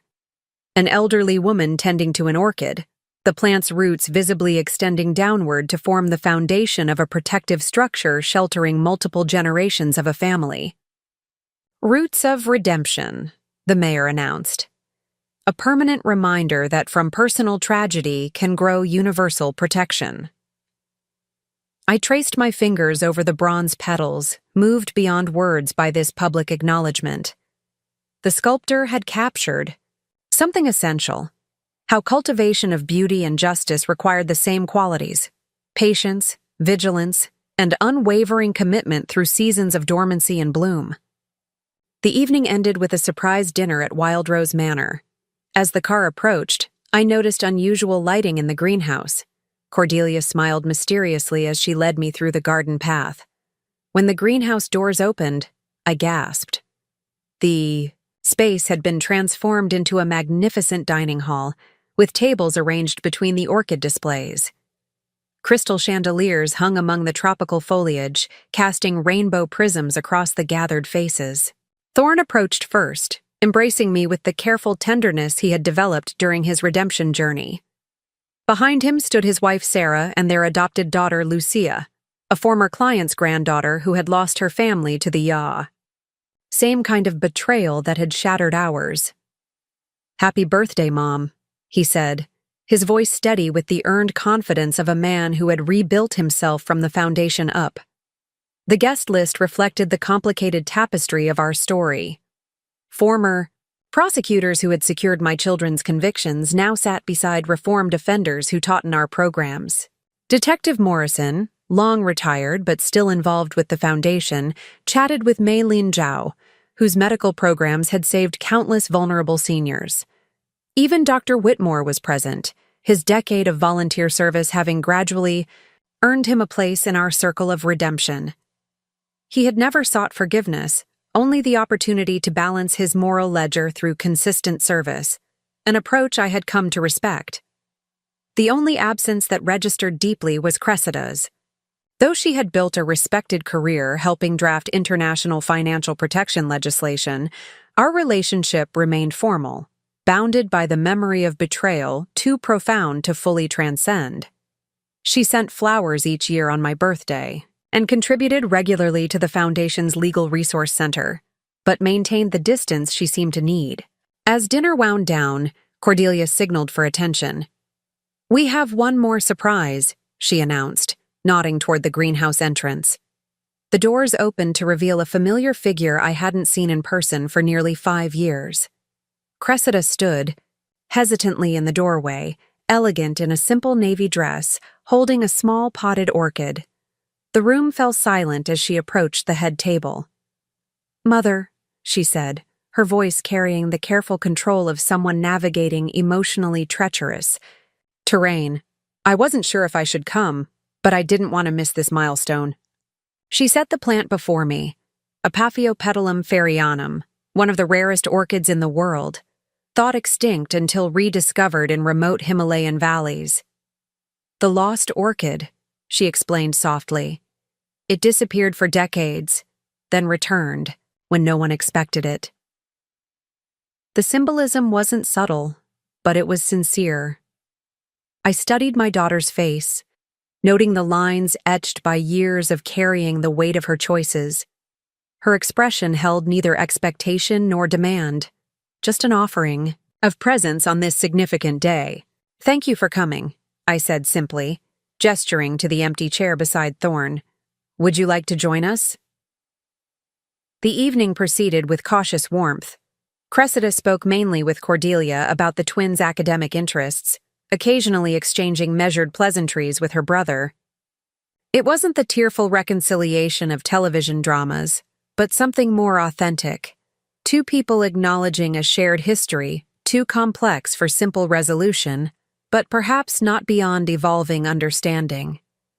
After the guests departed, I found myself alone in the greenhouse with both my children for the first time in years. The silence between us felt charged with unspoken words, decades of separate journeys converging in this sanctuary of growth and second chances. "Your work has changed the world," Cressida said finally, breaking the quiet. "All of this from something that should have destroyed you." "Us," Thorn corrected gently. "Something that should have destroyed us." I moved between them, touching, each lightly on the shoulder. "The foundation isn't just mine. It belongs to everyone who contributed to its mission, including both of you, in your different ways." Cressida's eyes glistened. "I've spent 20 years trying to balance the scales, knowing they can never truly balance." "Perhaps balance isn't the point," I suggested, gesturing to the orchids surrounding us. "Look at these plants. Asymmetrical, imperfect, yet whole in their uniqueness. Maybe that's what redemption really looks like."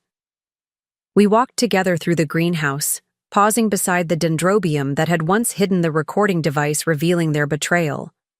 It had grown massive over the decades, its blooms cascading in purple profusion.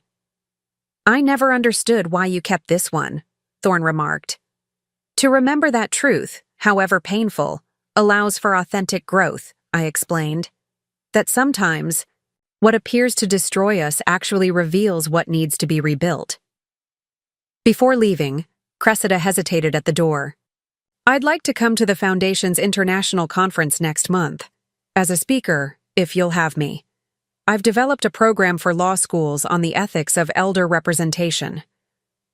"I think that would be valuable," I replied, careful not to overstate what this cautious reconnection might mean. After they departed, I returned to my favorite chair in the greenhouse, surrounded by the living testimony of patience rewarded. The journey from betrayal to purpose had not followed a straight line. There had been setbacks, disappointments, moments when forgiveness seemed impossible and justice inadequate.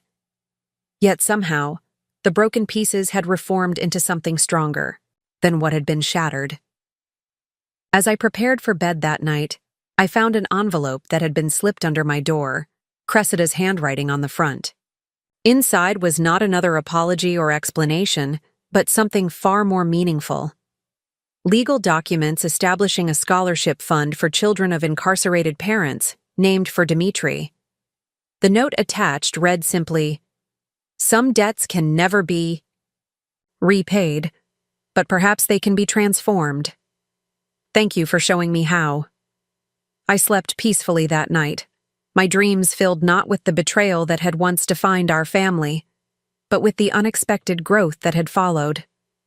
Like my most challenging orchids, we had endured dormancy, trauma, and near death before finding our unique way to bloom again. In the morning, I awoke to find frost patterns on my bedroom windows that resembled delicate orchid petals. Nature's reminder that beauty can emerge from the coldest circumstances if given time, care, and the unwavering belief in possibility. Up next, you've got 2 more standout stories right on your screen. If this one hit the mark, you won't want to pass these up. Just click and check them out.